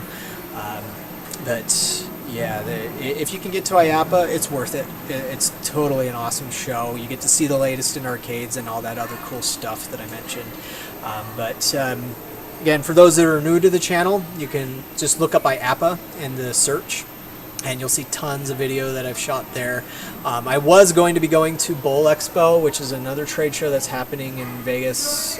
The trade show portion starts on Wednesday, but I had to cancel as my brother, who helps me here at the arcade, he got sick with COVID, and so had to cancel that. But yeah, if you're in Orlando, like Gaming Quarterly, then hey, there you go. And I've often thought, you know, it'd be kind of cool if there was enough people around in the area to do like an Arcade Heroes get together, something like that. But I don't know if there'd be many people there, but that could always be a fun thing to do. But yeah. Let's see, if there's anything else we should talk about here. Anybody else? What's your first memory of Atari? What's the first time you remember coming across an Atari arcade game or an Atari console game? What's the first time that you experienced Atari?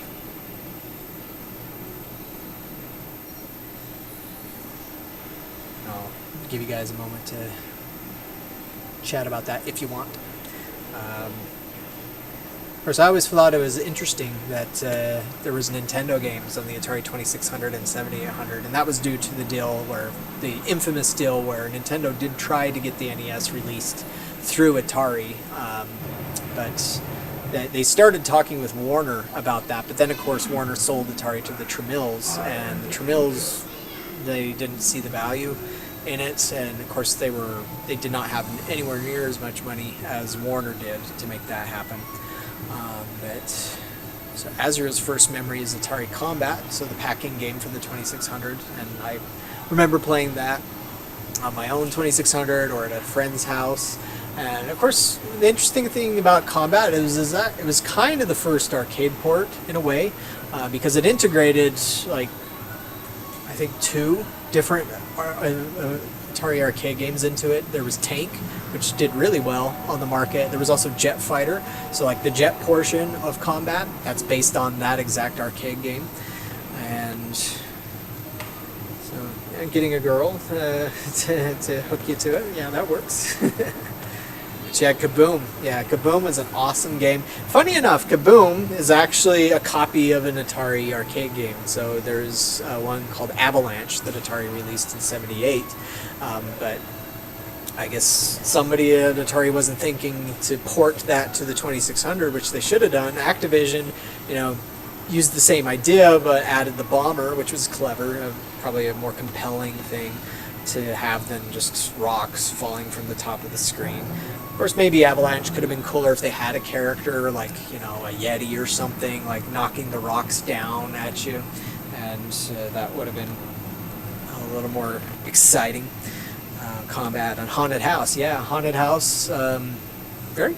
If you play that in the dark, alone, it can be really compelling. You know, I like to play Haunted House around October time, around Halloween time. You know, Atari has a few of these games that work well for early retro examples of horror, whether it's Haunted House.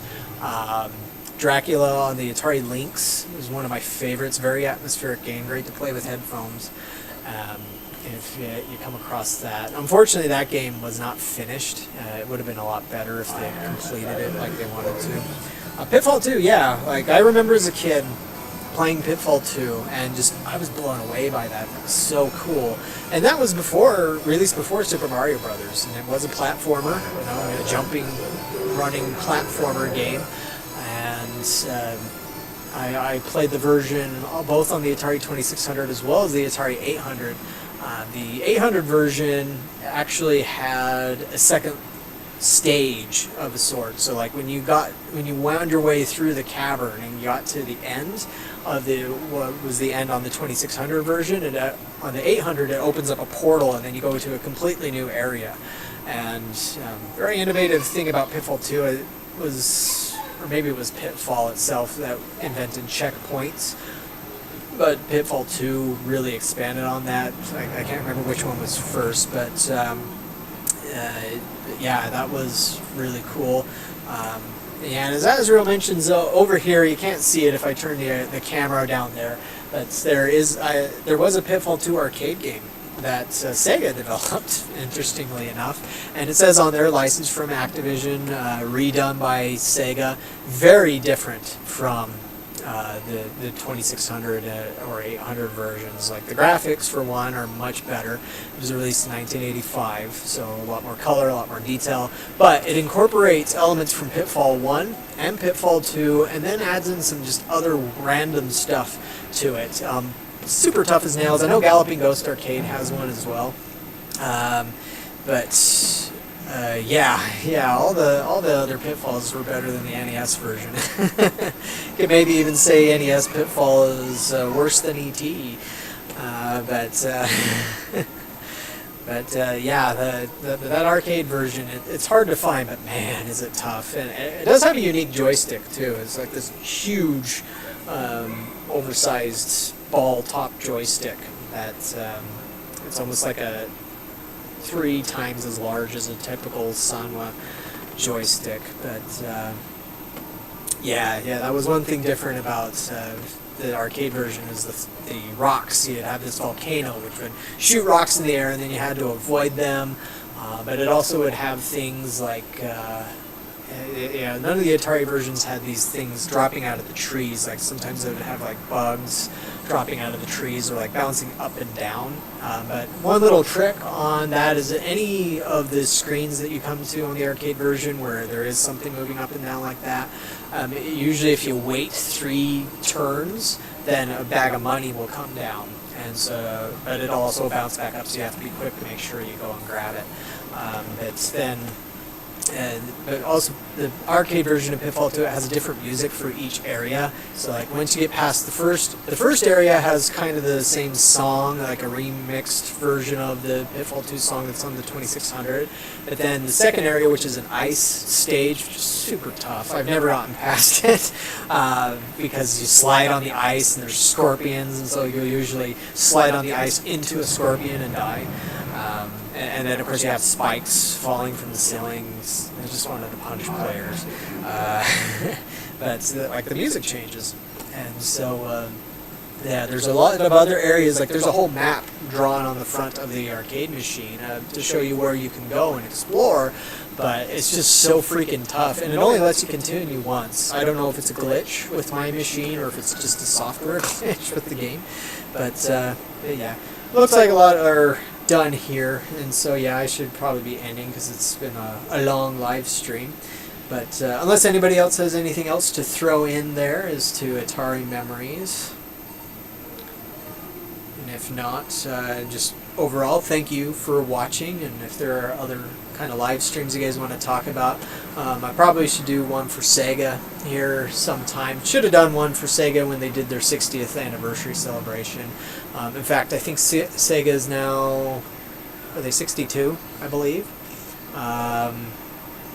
Because, yeah, it was 62 or so that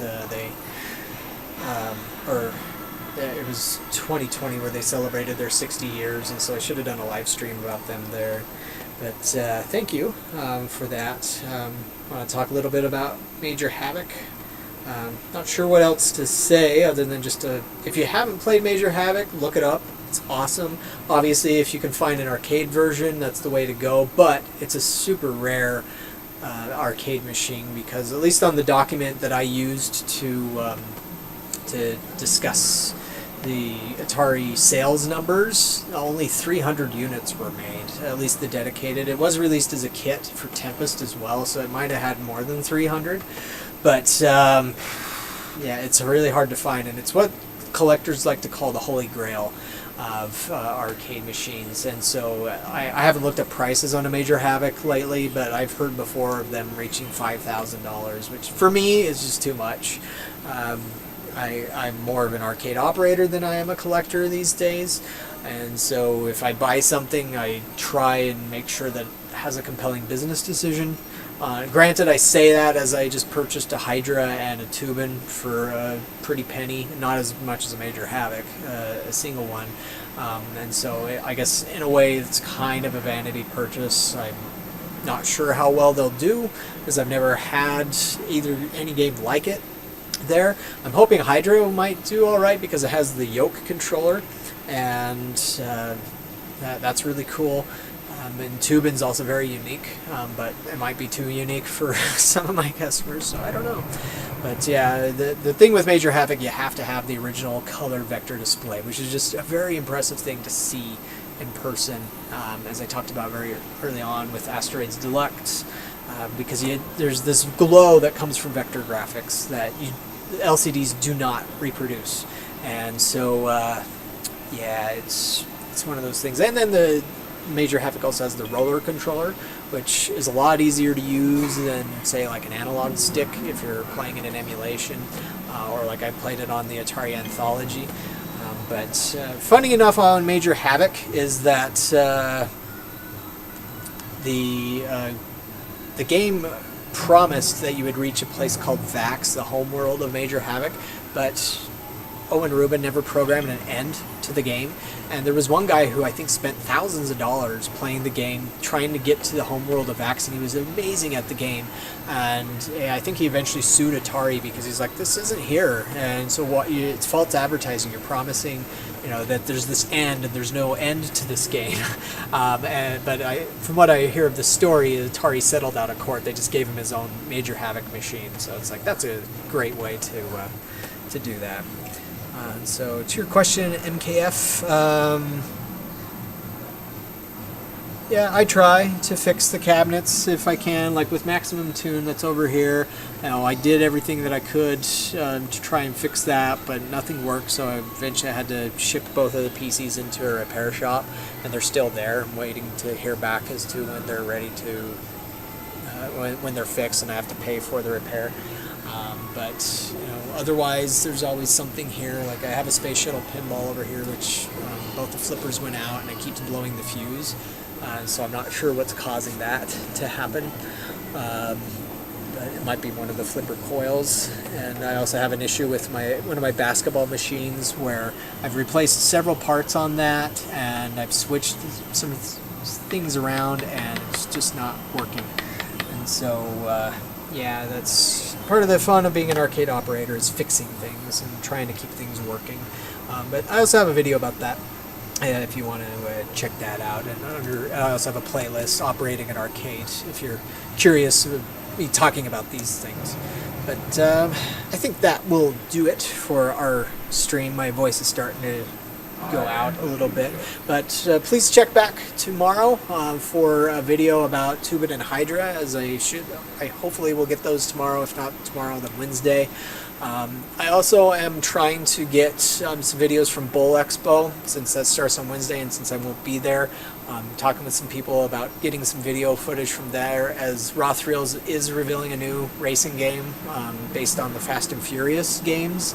Last I heard it's called Furious, but they also might have changed the name to Furious Turbo, so I'm not 100% sure there. But either way, that's what you can stay tuned for. So thanks for watching, and see you guys on the next one.